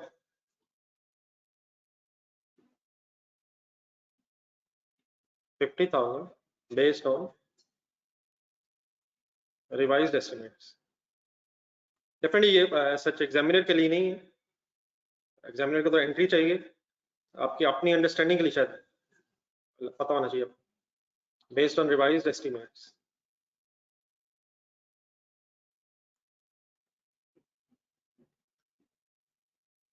बल्कि sorry मेरा एक word शायद सही नहीं, it means depreciation of rupees 1 lakh would have been charge, होनी तो नहीं चाहिए थी, हुई होगी, वुड हैव बीन चार्ज से क्या मतलब समझा, हो गई होगी, हालांकि कितनी होनी चाहिए थी, बेस्ड ऑन रिवाइज्ड एस्टिमेट्स। ठीक है जी, सेंटेंस समझ आता, क्या हो गया होगा किसकी बजाय। चल एंट्री लिखे नहीं पाए ना करें यार, 50,000 ज्यादा चार्ज हुई है, तो रिवर्सल एंट्री बोले, accumulated depreciation debit and depreciation account credit।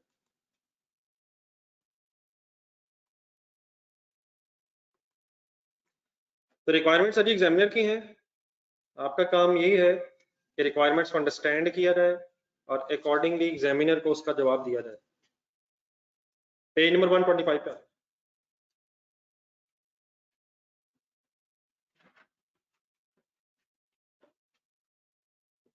अब यहां तक हमने इंडिविजुअली सोच लिया है कि अगर पॉलिसी चेंज हो तो क्या होता है, एरर हो जाए तो क्या होता है, और एस्टिमेट चेंज हो जाए तो कैसे काउंट फॉर किया जाता है। अब यहां से ऑनवर्ड्स मिक्स हो गए क्वेश्चंस आ रहे हैं, तो आए क्वेश्चन नंबर 3 की तरफ। इंशाल्लाह आप तो ठीक ठाक ये डिस्कशन एंजॉय कर सकते हैं। कॉन्सेप्ट क्लियर करने की जरूरत होती है, तो कॉन्सेप्चुअल डिस्कशन के हवाले से बड़ा अच्छा टॉपिक है। सारे अकाउंटिंग के concepts, debit credit, statement of financial position, changes in equity, even notes आ रहे हैं जी। Question number 3 page number 125। Journal students okay please, इकट्ठे please online students. Wonder Limited is engaged in the business of, in the manufacturing and sale of textile machinery.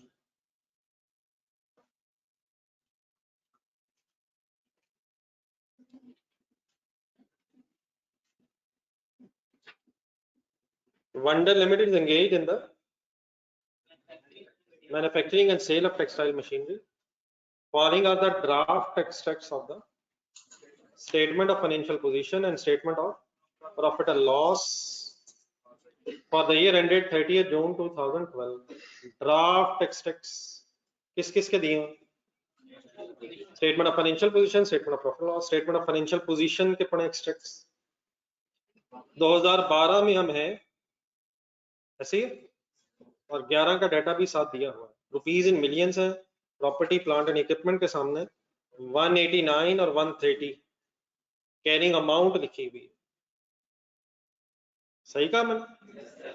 ये cost है या डब्ल्यूडीबीज होंगी? Statement of financial position में finally carrying amounts डब्ल्यूडीबीज होंगे, और एक retained earnings की फिगर दी है 198 एंड 108। 198 किस दिन की फिगर है, जरा डेट बोलनी है आपने, पूरी डेट डेट ना ना बेटा, ईयर एंड बदल गया, ईयर एंड बदल गया है।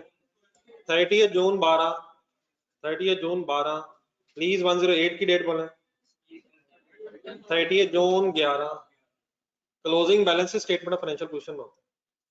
फिर स्टेटमेंट ऑफ प्रॉफिट लॉस में सिर्फ एक प्रॉफिट दिया हुआ, 12 का प्रॉफिट 90 मिलियन एंड 11 का 120 million. Next line, following additional information has not been taken into account in the preparation of the above financial statements। पूरी लाइन अंडरलाइन करें और इसकी जरा ट्रांसलेशन कर दें, और हिम्मत किया करें, इसका कोई फायदा नहीं जब तक आप इंडिविजुअली नहीं सोचने की आदत डालेंगे।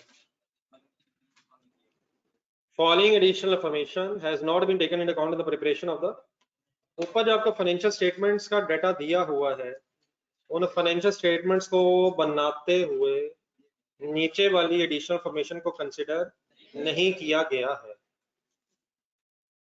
नंबर 1 जी सर,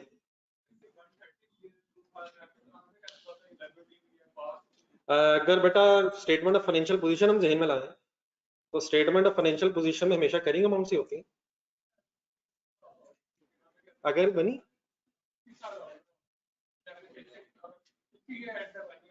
उसी ईयर एंड पे अगर बनी है तो उसी ईयर एंड की क्लोजिंग फिगर्स आ रही होंगी, तो उसी और नहीं सर जाने खुदा के लिए, स्टेटमेंट ऑफ फाइनेंशियल पोजीशन में कॉस्ट आ रही होती है, डब्ल्यूडीबी आ रही होती है।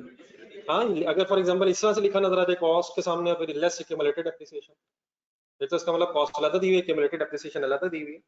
वरना स्टेटमेंट ऑफ फाइनेंशियल पोजीशन में हमेशा कौन सी फिगर होती है? हमेशा कैरिंग अमाउंट्स होती हैं, डब्ल्यूडीवी होती है। क्या क्या सर जी 2012 के एंड पे ये फाइनेंशियल स्टेटमेंट्स हमारे सामने है। तो सर जी वो तो अभी पढ़ा ही हमने, पढ़ के देखते हैं कौन से पॉइंट की बात कर रहे हैं। ये तो बिजनेस मशीनियां बेचने का है, ऊपर आगे टेक्सटाइल मशीनें बिजनेस बेचने का है, मैंने बना के टेक्सटाइल मशीनरी बना के बेचने का बिजनेस है, ठीक है ना। उसके बाद फिर हमारे पास ड्राफ्ट एक्सट्रैक्ट्स हैं, स्टेटमेंट ऑफ फाइनेंशियल पोजीशन और statement of profit and loss के for the year ended 30 June 2012। 12 year end हमारा है, 11 कंपैरेटिव साथ दिया हुआ, ऐसे नहीं। और प्रॉपर्टी प्लांट इक्विपमेंट की भी फिगर्स हैं और रिटेन्ड अर्निंग्स की भी फिगर्स हैं, ये दोनों क्लोजिंग फिगर्स हैं। स्टेटमेंट ऑफ फाइनेंशियल पोजीशन में क्लोजिंग फिगर्स होती हैं 12 और 11 की, ऐसे ही होगा ना।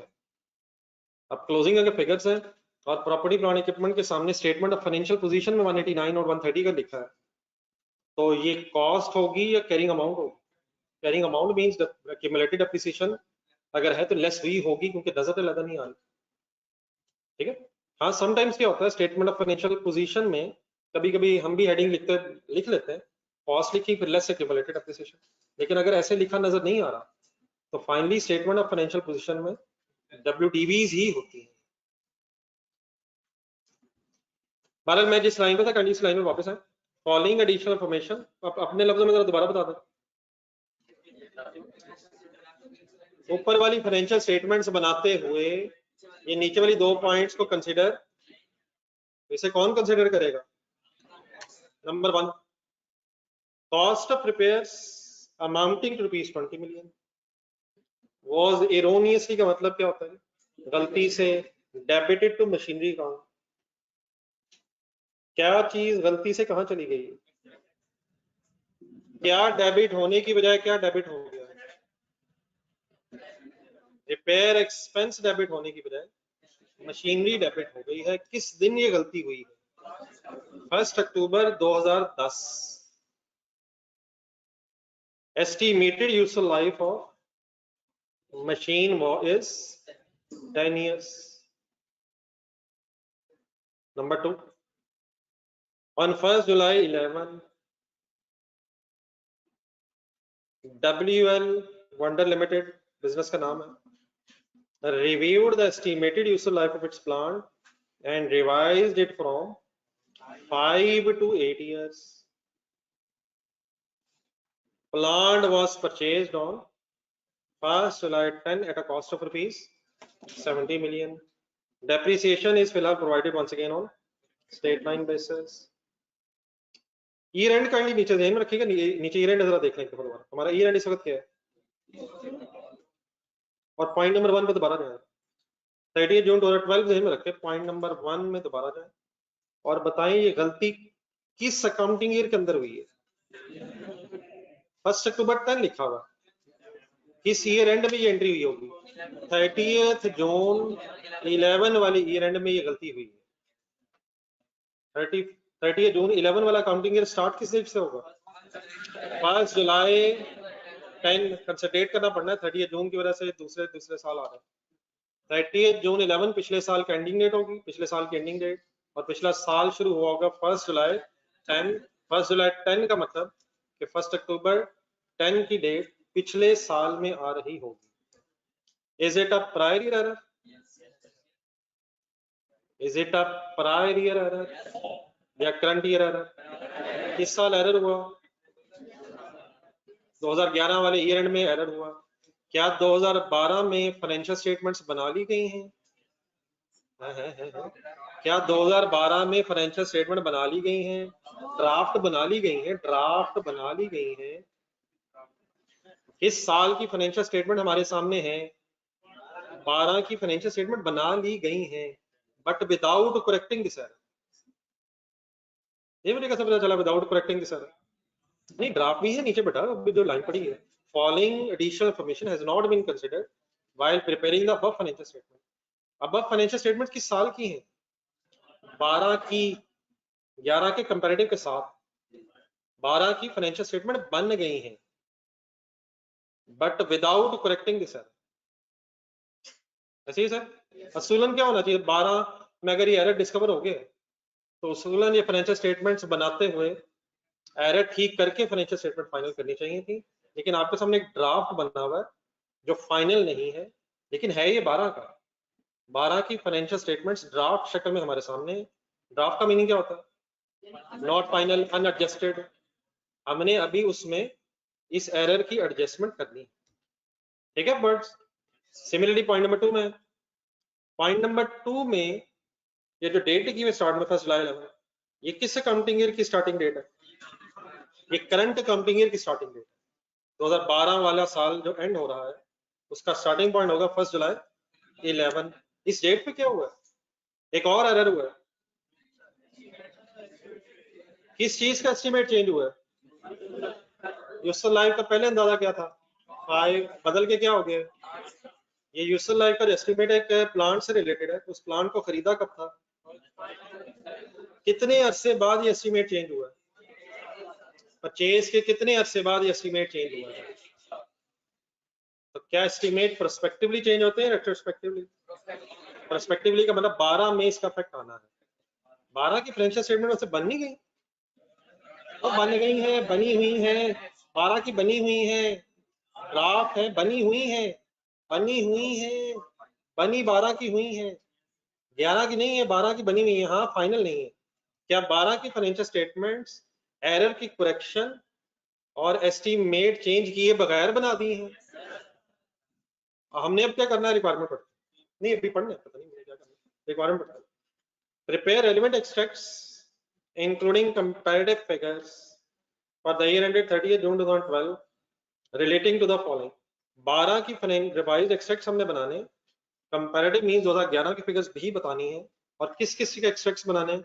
Statement of financial position, statement of profit and loss, statement of change in equity and correction of error note. क्या होता है ये? अभी हमने नहीं बनाया हुआ, नहीं अभी बनाया नहीं हुआ, इंशाल्लाह भी बनाएंगे। हमने 12 में फाइनेंशियल स्टेटमेंट के एक्सट्रैक्ट्स बनाने हैं। दोबारा मेरे वर्ड सुन लें, क्या 12 की फाइनेंशियल स्टेटमेंट ड्राफ्ट शक्ल में हमारे पास है? हमने उन्हीं को रिवाइज करना है, करेक्शंस करनी है और एस्टिमेट्स के चेंज इफेक्ट लेने, ठीक है। अच्छा, ये जो रिक्वायरमेंट्स हैं, 4 अब रिक्वायरमेंट्स हैं। मेरा ख्याल है कि आपको कम से कम 1.5 पेज तो छोड़ देना चाहिए एहतियातन। जरा वर्किंग्स में आता, फर्स्ट पॉइंट बेटा दोबारा पढ़ते हैं।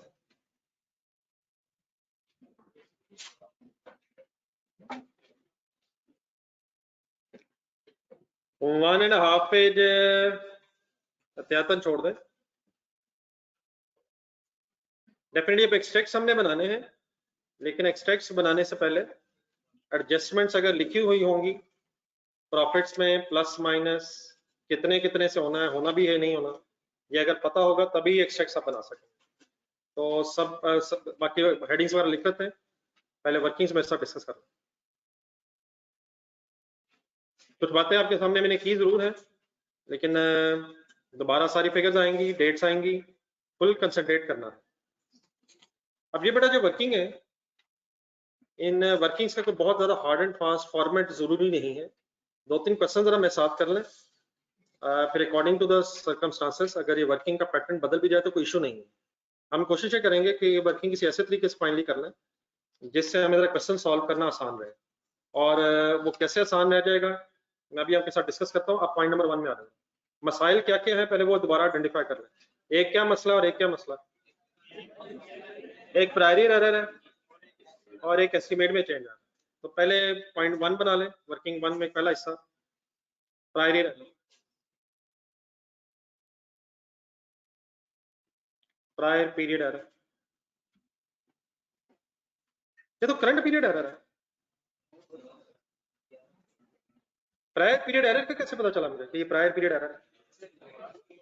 पढ़ लेना, पढ़े क्वेश्चन से पता चले।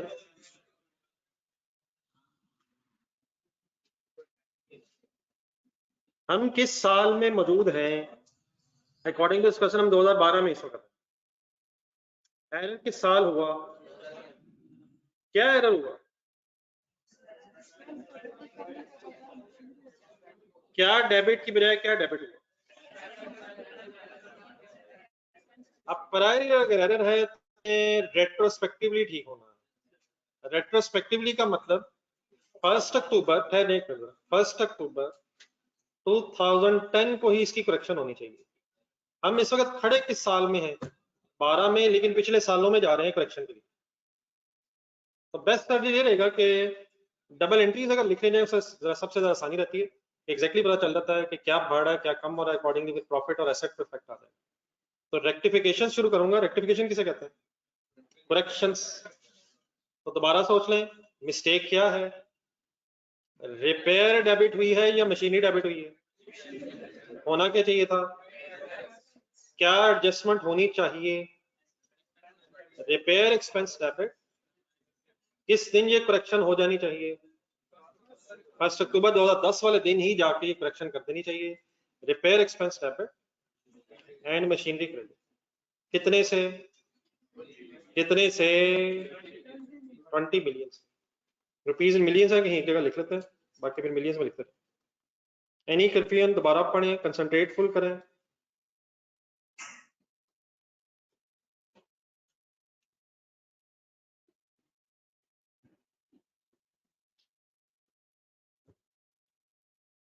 अब रिपेयर एक्सपेंस अगर आप डेबिट करेंगे तो रिपेयर एक्सपेंस डेबिट होने से एक्सपेंस बढ़ के प्रॉफिट कम हो जाएगा।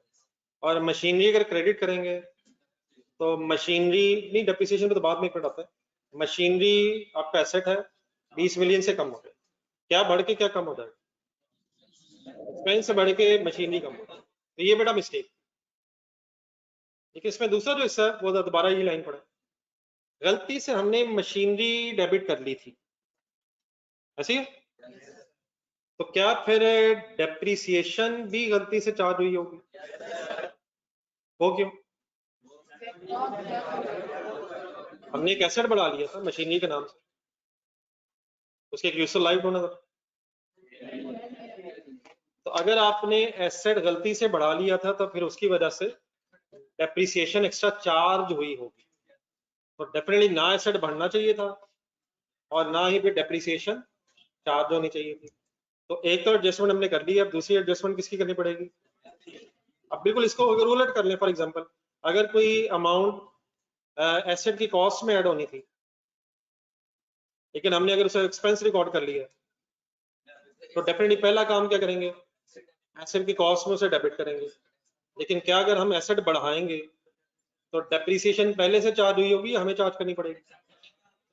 अगर पहले एसेट बढ़ा ही नहीं हुआ था तो डेप्रिसिएशन चार्ज नहीं हुई होगी, हमें चार्ज करनी पड़ेगी। लेकिन यहाँ सिचुएशन क्या है? कंसंट्रेट, यहाँ गलती से एसेट को हमने बढ़ा लिया था, तो देयरफॉर गलती से फिर डेप्रिसिएशन भी चार्ज हुई होगी, जिसे रिवर्स करना पड़ेगा, क्योंकि ना तो कैपिटलाइज होना चाहिए था और ना ही फिर देयरफॉर डेप्रिसिएशन चार्ज होनी चाहिए थी। मेरे वर्ड को समझ आए हैं? दोबारा सुने, अगर एसेट हम बढ़ाएंगे तो डेप्रिसिएशन भी हम चार्ज करेंगे, इंक्रीज करेंगे। अगर एसेट इंक्रीज करेंगे, हम इंक्रीज कर रहे होंगे, तो डेप्रिसिएशन हमें चार्ज करनी पड़ेगी। और अगर वाइस वर्सा हो जाए, अगर हम एसेट कम कर रहे होंगे तो फिर हमें डेप्रिसिएशन भी, हम एसेट वैसे कम कब कर रहे होंगे? जब पहले वो ज्यादा हुआ होगा, गलती से अगर ज्यादा हुआ तो उस पर फिर डेप्रिसिएशन भी चार्ज हुई होगी। तो देयरफॉर अब हम डेप्रिसिएशन चार्ज करने लगे या रिवर्स करने लगे? रिवर्स क्यों करने लगे? चार्ज क्यों हुई होगी? चार्ज हुई होगी? पहले एसेट बढ़ गया होगा, किसी भी एसेट बढ़ गया था, तो उससे ऑनवर्ड्स पे डेप्रिसिएशन जो चार्ज हुई होगी उसे रिवर्स करेंगे। आए एक और डेट लिखें, 30 जून 2011। किस साल ये गलती हुई थी? 2011 वाले साल में। तो एक तो हमने पहले एसेट ठीक किया और अब उस साल डेप्रिसिएशन का डिसीजन चार्ज के एंगल से लेना है या रिवर्स के एंगल से? Any confusion in my words? अब जब मैंने डेट लिखी है, इस डेट को समझ आता है ये डेट मैंने ईयर एंड की क्यों लिखी है? डेप्रिसिएशन ईयर एंड पे, ये करंट ईयर के एंड पे आएंगे, पिछले साल के एंड पे। अब डेप्रिसिएशन कितनी चार्ज हुई होगी, लॉजिकली सोचते हैं। कैलकुलेटर कितने से एसेट डेबिट हुआ था? 20 से। लाइफ क्या थी? 10। लेकिन क्या पूरे साल की चार्ज हुई होगी? अच्छा, गलती उतनी समय नहीं जितनी एग्जामिनर बताएगा। गलती यकीनन है कैपिटलाइजेशन की, लेकिन कैपिटलाइजेशन हुई है 1 अक्टूबर पे, तो 1 अक्टूबर से ऑनवर्ड्स एप्रिसिएशन चार्ज हुई होगी या पूरे साल की? तो कितने अरसे की चार्ज हुई होगी मल्टीप्लाइड बाय 9 गिनने की कोशिश करें, 9 गिनने की कोशिश करें। कहां से कहां तक? October to December, October to June. गिन लेंगे? अमाउंट बताएं। 1.5 मिलियन। डेप्रिसिएशन चार्ज करें, रिवर्स करें, एंट्री लिखें। Accumulated depreciation debit, depreciation credit.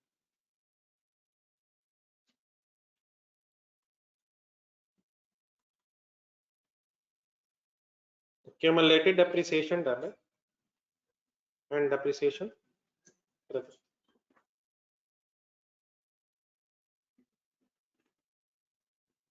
जी काइंडली मैं रिक्वेस्ट है दोबारा पॉइंट पे पढ़ें, दोनों एंट्रीज देखें। एक थोड़ा काम रहता है वो मैं डिस्कस करता हूँ, पहले यहाँ तक अगर कोई कंफ्यूजन जहन में आती है, ये ऑनलाइन स्टूडेंट्स आप भी करें।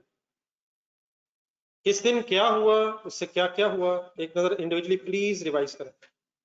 नई चीजें हैं, सोचने की आदत डालें।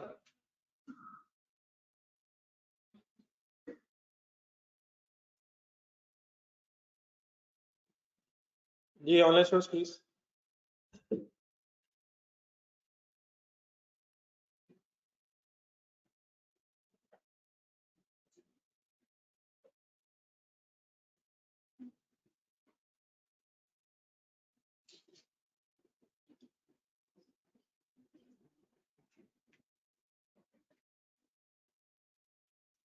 Any confusion?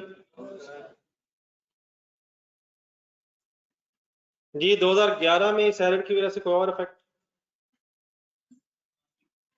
नहीं, मतलब वो तो फिर अब कैलकुलेट कर लेते हैं, मतलब एंट्रीज दो ही होनी है, एसेट रिवर्स किया और डेप्रिसिएशन भी देखो रिवर्स की थी। एक वर्किंग और लिखना जरा, इन्हीं दो एंट्रीज को देख के जरा मुझे प्रॉफिट पे इफेक्ट बताएंगे जरा। इफेक्ट ऑन, एक हेडिंग लिखें, एक लाइन लिखें, effect on profit of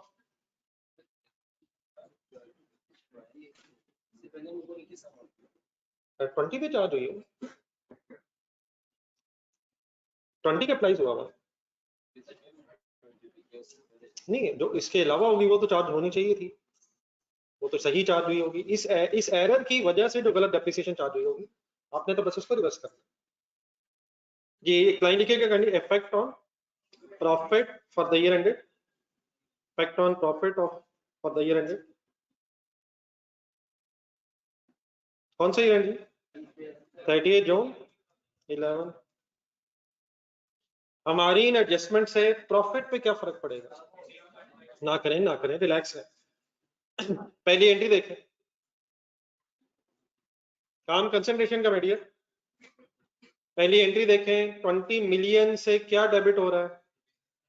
expense debit होने से 20 मिलियन से प्रॉफिट कम होगा, सिर्फ प्रॉफिट पे देखता है। सेकंड एंट्री में लेकिन क्या, सेकंड एंट्री में डेप्रिसिएशन एक्सपेंस क्रेडिट हो रहा है। एक्यूमुलेटेड डेप्रिसिएशन का इफेक्ट कहां जाता है? एक्यूमुलेटेड डेप्रिसिएशन के कम ज्यादा होने से एसेट कम होता है, एसेट कम होता है। तो मैं प्रॉफिट की वर्किंग करते हुए एक्सपेंसेस देख रहा हूँ, 20 मिलियन से एक्सपेंस बढ़ रहा है और 1.5 मिलियन से एक्सपेंस कम हो रहा है, डेप्रिसिएशन क्रेडिट हो रही है। तो नेट करके कितने से एक्सपेंस कम हो रहा है? कम हो रहा है, ज्यादा हो रहा है? 20 मिलियन से प्रॉफिट, कम ऑन यार, 20 मिलियन से प्रॉफिट ने कम होना है, एक्सपेंस बढ़ के प्रॉफिट ने 20 मिलियन से कम होना है, और 1.5 मिलियन से डेप्रिसिएशन ने कम होके प्रॉफिट बढ़ना है। 20 प्लस 1.5, 20 मिलियन से क्या होना है? प्रॉफिट कम होना है, 1.5 मिलियन से प्रॉफिट नहीं बढ़ना है। इन अदर वर्ड्स 18.5 मिलियन से प्रॉफिट ने डिक्रीज होना है, कम होना है, डिक्रीज होना है। एक ही बात है, नहीं दोनों नहीं, एक ही बात है। दोबारा दोबारा दोबारा पहली एंट्री देखें, 20 मिलियन से क्या बढ़ रहा है? एक्सपेंस बढ़ रहा है, प्रॉफिट 20 मिलियन से कम होगा, 1.5 मिलियन से डेप्रिसिएशन, एक्सपेंस कम होने से प्रॉफिट बढ़ेगा, नेट ऑफ करके 18.5 मिलियन से प्रॉफिट कम हो जाएगा, डिक्रीज हो जाएगा। मेरे अकेले का तो नहीं प्लीज हो जाएगा, आई होप कि सबका हो जाएगा। ये ऑनलाइन फंड्स हो गए प्लीज 18.5 मिलियन। तो जब आप 2011 का प्रॉफिट मुझे रीस्टेट करवा रहे होंगे, 2011 का प्रॉफिट जब रीस्टेट करवा रहे होंगे तो उसमें 18.5 मिलियन मुझे प्लस करवाएंगे या माइनस? माइनस करवा दें। तो अब इन एडजस्टमेंट्स को लिखने का मकसद ये होगा कि फिगर हमारे सामने आ जाए, ताकि फाइनली जब हम वर्किंग्स कर रहे हो तो वहाँ प्लस माइनस हो सके। Any confusion? लेकिन एक दूसरा मसला क्वेश्चन सामने रखने दोबारा, नहीं जस्ट नहीं, दूसरे मसले से पहले एक और, अभी इसी पॉइंट में एक और मसला है। 2012 में इस वक्त हम है, यकीनन ये एरर हुआ था पिछले साल। पिछले साल में तो अल्हम्दुलिल्लाह हमने करेक्शन कर ली, लेकिन फॉलोइंग वाली लाइन जरा दोबारा ध्यान में, फॉलोइंग 2012 की फाइनेंशियल स्टेटमेंट्स ऑलरेडी एग्जामिनर ने बना दी हैं without the effect of additional information. In other words, क्या ये एरर हमने खुद ठीक किया है? हमने किस साल ठीक किया है? 11 में, 12 में खड़े होके 11 में जाके 12 में 11 की एडजस्टमेंट की है। लेकिन जो फाइनेंशियल स्टेटमेंट्स आपके पास बनी हुई है, इसमें सपोज जरा फिगर एक सामने रख लेते हैं, 90 मिलियन प्रॉफिट होने का। ये किस साल का प्रॉफिट है? 12 का।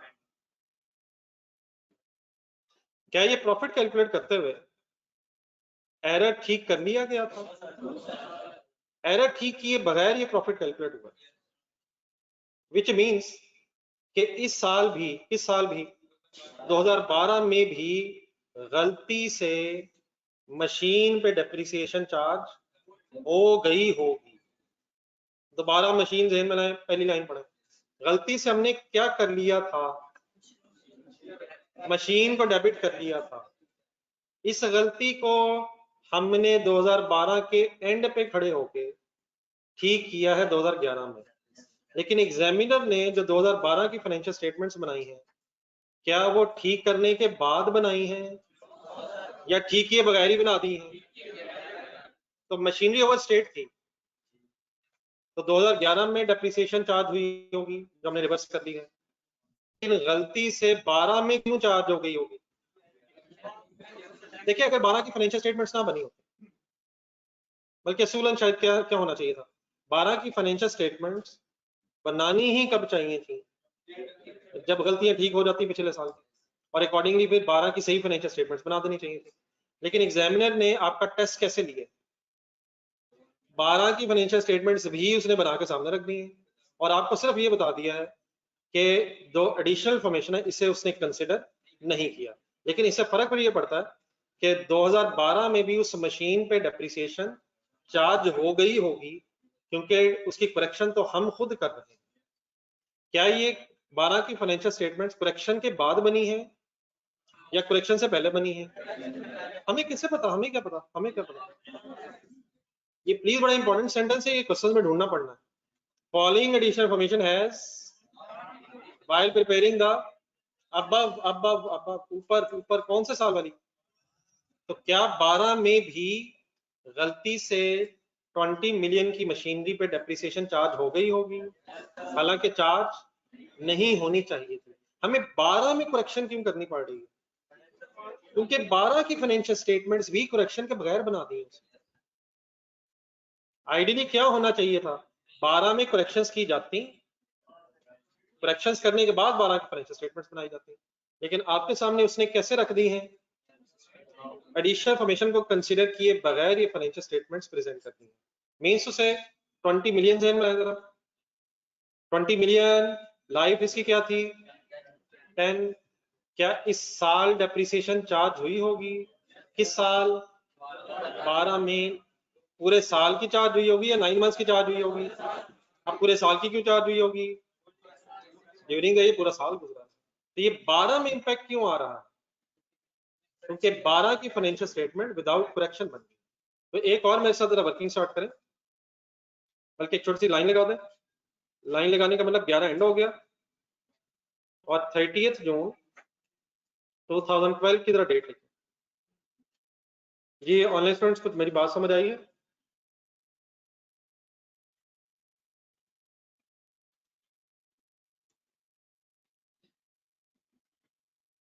अगर आपसे हेल्प मांगी जाए तो कोई हेल्प कर सकता है? मैं क्या कहना चाहता था, कोई एक दो सेंटेंसेस में मैं क्या कहना चाह रहा हूँ? मुझे आवाज आ रही है कि बोलेंगे तो मुझे आवाज आ रही है? अगर आपको आवाज आई तो यकीन माने मुझे आ जानी है। आपको अपनी आवाज नहीं आ रही, मोहल्ले की आवाजें आ रही हैं। 12 में क्यों correction?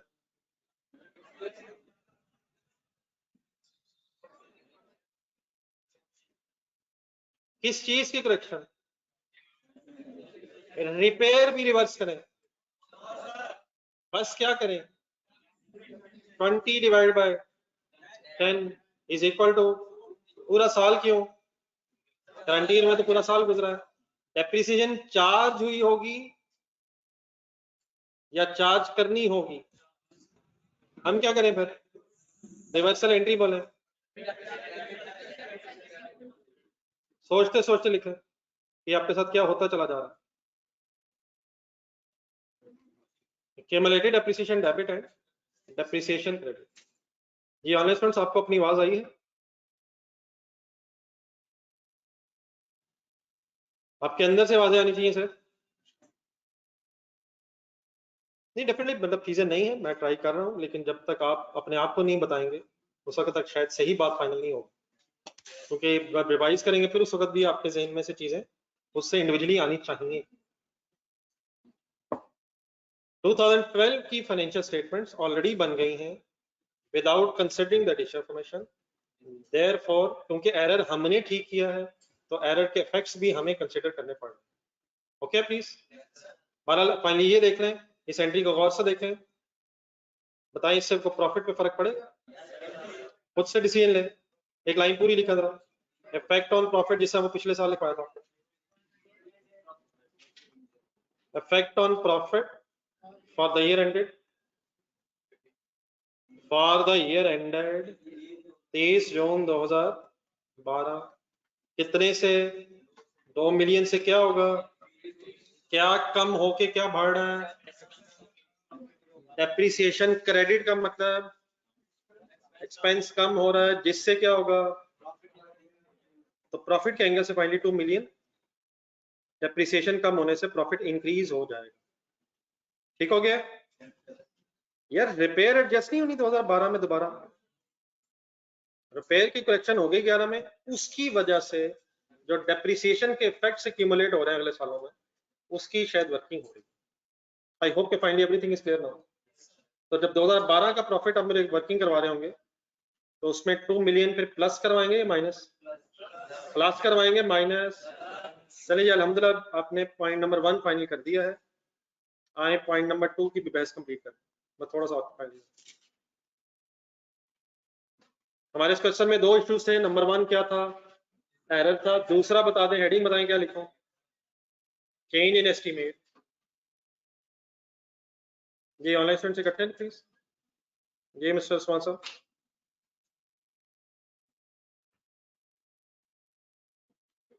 Change in estimate.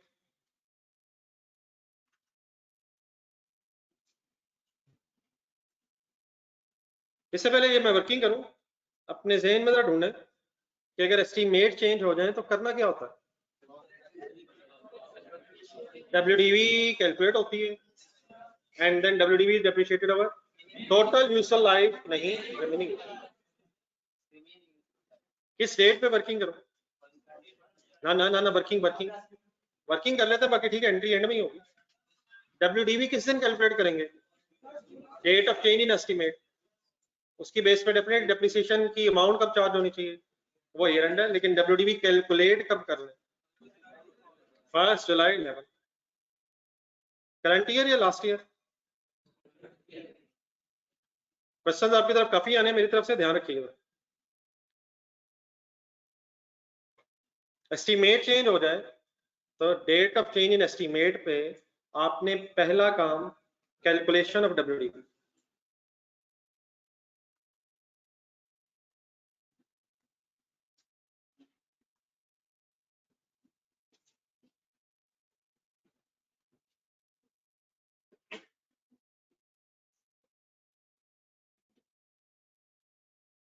Ji calculation of WDV।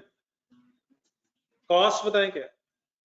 अच्छा थोड़ा सा इसको फर्दर एक्सप्लेन कर लें, जरा फिगर्स सामने आ जाएंगे। कॉस्ट 70 मिलियन थी किस दिन? WDV निकालनी है, क्यूमुलेटेड डेप्रिसिएशन लेस हो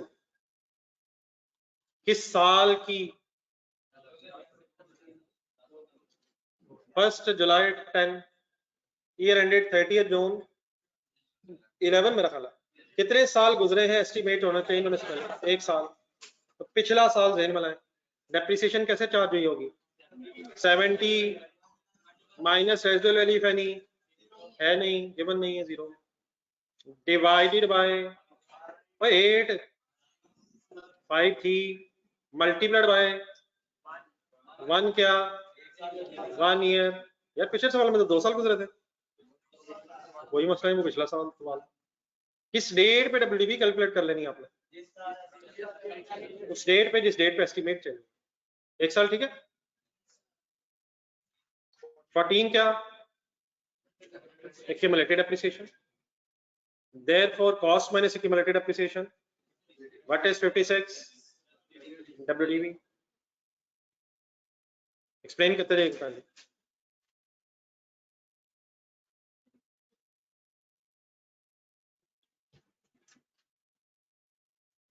जी any confusion sir anywhere? जी WDV का फिर क्या करते हैं, पिछला पेज देखें, क्वेश्चन नंबर 2।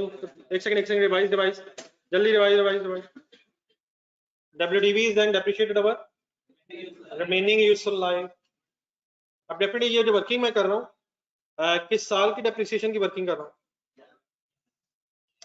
11 की अब कर रहा हूँ या 12 की? सही करें यार, सही ज़हन में रखें। 11 की तो पिछले साल चार्ज होगी, अब ईयर एंडेड 12 की बात हो रही, तो 56 मिलियन ने इस साल डेप्रिशिएट होना है। बताएंगे कैसे? 56 डिवाइडेड बाय 8 9 8 पे आंसर 8 पे आंसर। ये सेंटेंस का मीनिंग बताइए। 5 to 8 पहले लाइफ क्या थी? पहले रिमेनिंग लाइफ 5 इयर्स थी, अब रिमेनिंग लाइफ 8 इयर्स होगी। पहले लाइफ 5 से 8 का मीनिंग, पहले टोटल लाइफ 5 थी, अब टोटल लाइफ रिमेनिंग लाइफ 8 यार। What is 5? ओरिजिनल लाइफ का अंदाजा 5 था, अब 5 से 8 हो गया, तो what is 8? Remaining life. 5 to 8 है ना, तो 5 टोटल से टोटल 8 हुई है, ऐसे ही पढ़ेंगे ना यार। तो हमें क्या चाहिए, टोटल या रिमेनिंग? तो रिमेनिंग लाइफ फिर क्या होगी? वो कैसे? पहले ये क्लियर कर ले, 5 साल क्या था? तो 5 से 8 रिमेनिंग था, 5 से 8 टोटल लाइफ 5 थी, 8 हो गई है। किस डेट पे एस्टिमेट बदला? 1 जुलाई पे। कितने साल बाद बदला? तो हमें रिमेनिंग लाइफ चाहिए, बताएं क्या लिखो, तो समझ आ रहेगा प्लीज। 7 कैसे यार? 8 टोटल लाइफ है, रिमेनिंग लाइफ है, 7 क्यों है? 1 साल गुजरने के बाद एस्टिमेट लेंगे। 8 - 1। पिछला जो डाटा था उसमें 2 साल बाद एस्टिमेट चेंज हो रहा था, यहाँ 1 साल बाद एस्टिमेट बदल रहा है। Any confusion? जी फिगर बताइए। What is 8? अच्छा थोड़ा सा इसके साथ लिख लीजिएगा, 8 फाइनली है। 8 is depreciation for the year, depreciation for the year ended. बताएं 30 जून 2012। ना एक मिनट। अब 8 की डेप्रिसिएशन 2012 में चार्ज होनी चाहिए, लेकिन वंस अगेन फॉलोइंग वाला सेंटेंस से मिलाएगा और फुल कंसंट्रेट करें दोबारा।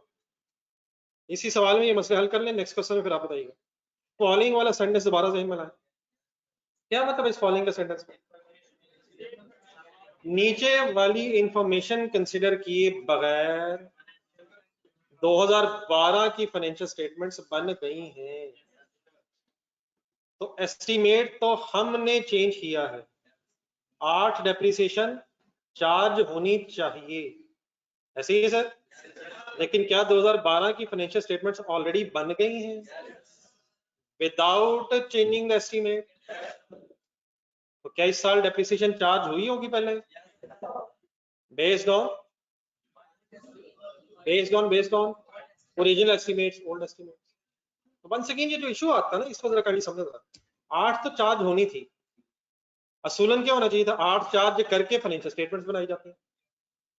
इस साल एस्टीमेट चेंज किए जाते, अकॉर्डिंगली जो फिगर आती उसकी बेस पे, रिवाइज्ड एस्टीमेट्स की बेस पे फाइनेंशियल स्टेटमेंट्स कंप्लीट कर ली जाती। लेकिन एग्जामिनर ने क्या किया?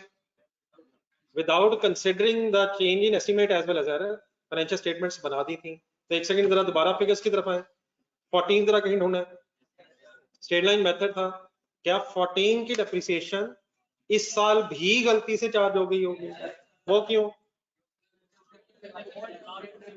एस्टीमेट्स हम चेंज कर रहे हैं, तो ओरिजिनल फिगर्स की बेस पे 14 इस साल की चार्ज हो गई होगी। क्या ये भी एरर हुआ? यदि एरर हुआ सर, कितने की बजाय कितनी चार्ज होनी चाहिए थी? 8, 14 की बजाय 8 चार्ज होनी चाहिए थी। लेकिन ये एरर प्रायर ईयर नहीं है, ये करंट ईयर का एरर है। तो कुछ वर्ड जरा और एक्सप्लेन कीजिएगा मेरे साथ। 8 जो है ना, डेप्रिसिएशन ऑफ 8 सेंटेंसेस लिखिएगा जरा। तो depreciation of 8 should have been charged, should have been charged। अगर इस साल एस्टीमेट चेंज हुए हैं तो अकॉर्डिंग टू दिस डाटा 8 की depreciation should have been charge, लेकिन डेप्रिसिएशन ऑफ हिम्मत 14 वुड हैव बीन चार्ज। ये should have been charge, would have been charge से क्या फर्क पड़ता है?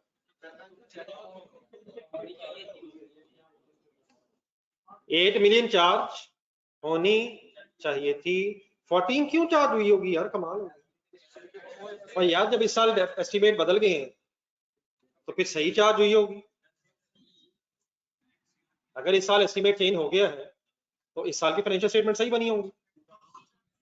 लेकिन एग्जामिनर ने क्या किया? क्या इन पॉइंट्स को कंसीडर किए बगैर ही फाइनेंशियल स्टेटमेंट बना दी है? अगर इन पॉइंट्स को कंसीडर ही नहीं किया तो फिर तो लाइफ 5 ईयर्स थी, मैथड स्ट्रेट लाइन था। तो हर साल फिर कितनी डेप्रिसिएशन बनती है? 14 ही वुड हैव बीन चार्ज और शुड हैव बीन चार्ज 8। तो अब हमें क्या करना पड़ेगा? हिम्मत हिम्मत हिम्मत हिम्मत।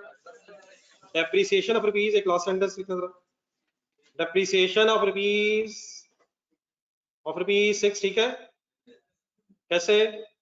14 माइनस 8, डिफरेंस फाइनल बताएं क्या करना पड़ेगा अब इसका? शुड बी चार्ज या should be reverse?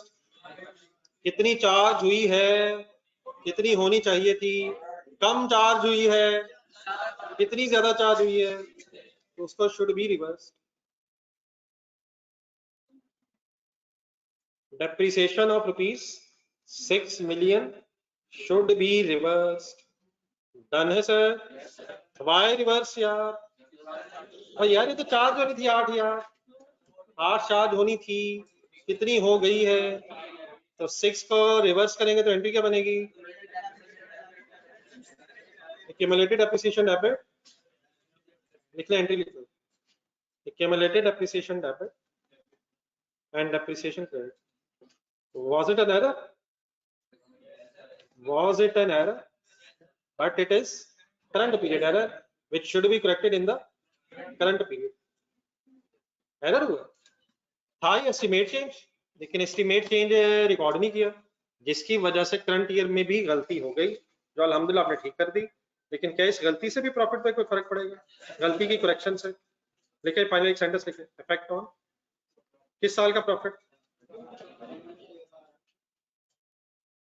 Effect on profit of, जी ऑनलाइन स्टूडेंट्स आते हैं please, effect on profit for the year ended, effect on profit for the year ended 30th June 2011 या 11 क्यों नहीं बीच में आ रहा? एस्टीमेट चेंज हुआ है, प्रोस्पेक्टिवली होना है, पिछले सालों में बहस ही नहीं, पिछले सालों में जो हो गया वो ठीक है, करंट ईयर में रिवाइज्ड एस्टीमेट की बेस पे चार्ज होनी चाहिए थी, देयरफॉर हमने उसकी करेक्शन कर दी। The effect on profit for the year ended 30th June 2012 क्या जी इफेक्ट? 6 से क्या होगा? Profit increase.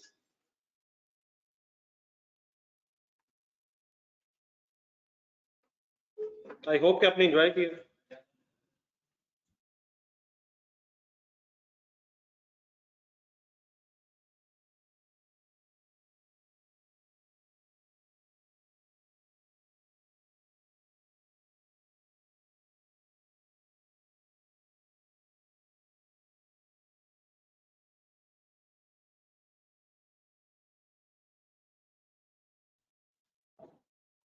लेकिन जाते हुए अगर आप ठंडे दिल से सोच के जाएं तो अल्हम्दुलिल्लाह वक्त अच्छा गुजर गया है।